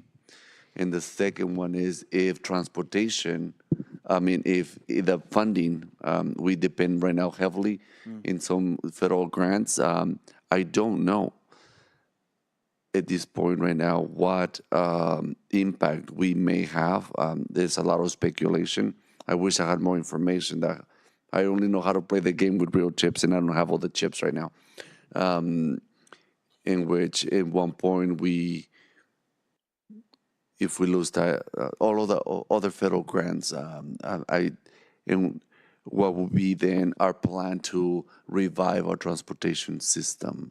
But go ahead, Clementina. I feel like having Beeline, having this service outsourced is huge because we have the flexibility of, first of all, I feel that Mr. Beeline is going to respect the community and give the community the first opportunity to hire local. But then he has the ability to bring drivers in, and that's exactly what's happened. We did not have 19 routes before. Yeah. So I feel going back is going to be a hardship on the district, a huge hardship, because there won't be that flexibility to bring the staff in from Tucson. And I don't know what the drivers get paid, but apparently they're happy with the way they get paid. So they're coming from Tucson and they're living here during the week Yeah. and providing that service to us. So it's like SFE. It's very similar in the way that they come to the community first and give community members the opportunity to work, to have a job, to continue serving the district. And if not, then they'll go out further and expand and bring the resources. But it's their responsibility to provide the service and to provide the employees. So You know what I thought? Thank you. And Mr. B, don't feel like you're being cornered or anything. And if we do go into some form of negotiation, what if there's a plan to try and initiate someone who's going to be able to do that for us in the future? If we decide some years down, there's an individual that we're going to trust in Beeline's care to eventually do what they're doing for us to some degree. That's local or that's, I mean, I'm not trying to put anybody on any kind of like path of this is what I'm here for, but I think maybe there's some sort of mechanism where we can engage and say it's always been our intention to have that department run, which it was for a long time by a member of the community until he was, I think he retired or he passed, and then it kind of fell into this realm of chaos, and it ended up where it was when we assumed and called on requests for proposals on how do we handle transportation because we couldn't do it. So I don't know. I mean, maybe that's also something to help with the engagement of community members who feel like that's what we're doing, to say we also want to have a continued obligation to our people and make sure that, and I'm sure as Mr. Beeline is assuring or at least acknowledging, go ahead, sir. I have no problem. We love mentoring in our department. We were able to mentor a student that came out of the alternative program. We've talked to the instructor JTED program and talking about getting some young people to come in. I would love to have a community member, and I would no problem doing that. In fact, you know, I've just kind of thrown this out. I know there's a potential fiscal impact, but I'd like to have an assistant director. I would like to have somebody from the community that would have a passion for this. My goal in coming into an organization is to make sure that whenever I leave, it's in much, much better shape than when I came in. And I feel like we've already made tremendous progress. I'm not, what? I'm not done. I still have more pieces that need to be accomplished, but I have no problem in sharing that. And if somebody has a passion for the youth in this community, they have a passion for transportation, I'd love to plug them in, and I'll teach them everything that I know. I'm not going to live forever. I want to make sure that I put this into the hands of somebody that would share the same vision and passion for this community that I adopted from our superintendent. He shared that vision with me. I love that vision. And again, I told you, that's why I'm here. I'm happy to pass that along. So if the district had a desire to put somebody in there to, be under my, tutelage so that I could teach them after 39 years in student transportation what I know so that I leave this community with leaders, I have no problem doing that. Okay. So, Well, thank you. I mean, that's, again, board, I genuinely hear what you're saying in the sense of our, our not responsibility, our own duty as it's not even, I understand where we are and how much we all understand and care for the community members. But I think that we have some means to, just as Mr. B had said, continue to support that through a contract, through agreements, and through our understanding of how things need to be. But again, my hope is again that we're able to deal with this when we need to have another discussion if necessary. Be open and honest about what we're considering. Mr. Diaz, I don't know if you feel comfortable at this point because of the conversation has been had to engage in those, or Mr. B, whomever, to say it's not anything that's been made in decision yet, but the board is discussing, and this is what needs to be. You need to be aware of. It's not like we're gonna make it in the next month or so, but it's open and honest, and I think necessary. So go ahead, Mr. Diaz. First, I want to thank our bus drivers, both Beeline and Baboquivari Unified School District. I want to thank our transportation department. I want to reemphasize that they are the backbone of our organization, and the importance of the reason we exist is thanks to our bus drivers, that they bring our kids from every corner of the nation. Secondly, I also want to thank Beeline for partnering with us.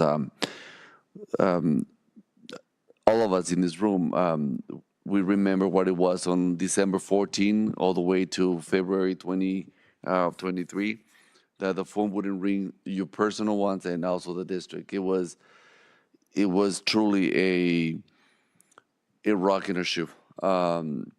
I want to thank this partnership because as a superintendent, I have been able to focus on other areas that required just as much attention that I would not be able, I would have not been able to be able to of service without this partnership. I appreciate both the support from the board, but also the collaboration of Beeline. I will continue to work. I think we have a great relationship with our Director of Transportation, Mr. B. You're right, neither you or I will live forever, and we want to make sure that we leave this organization in a much better place. And yes, part of my vision is that continue to use every resource to not only open the doors for students to go to college, but if we can have our students, our next generation, that they will have a license to work either with us or with anyone that they choose, to continue to be a self-sufficient community.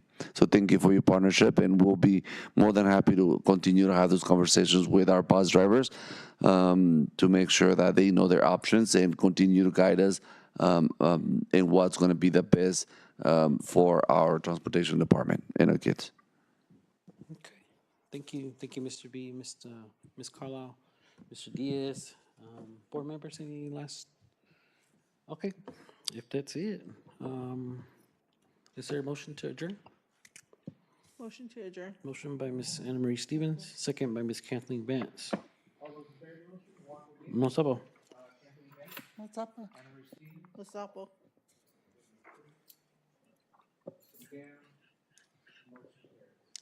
Okay,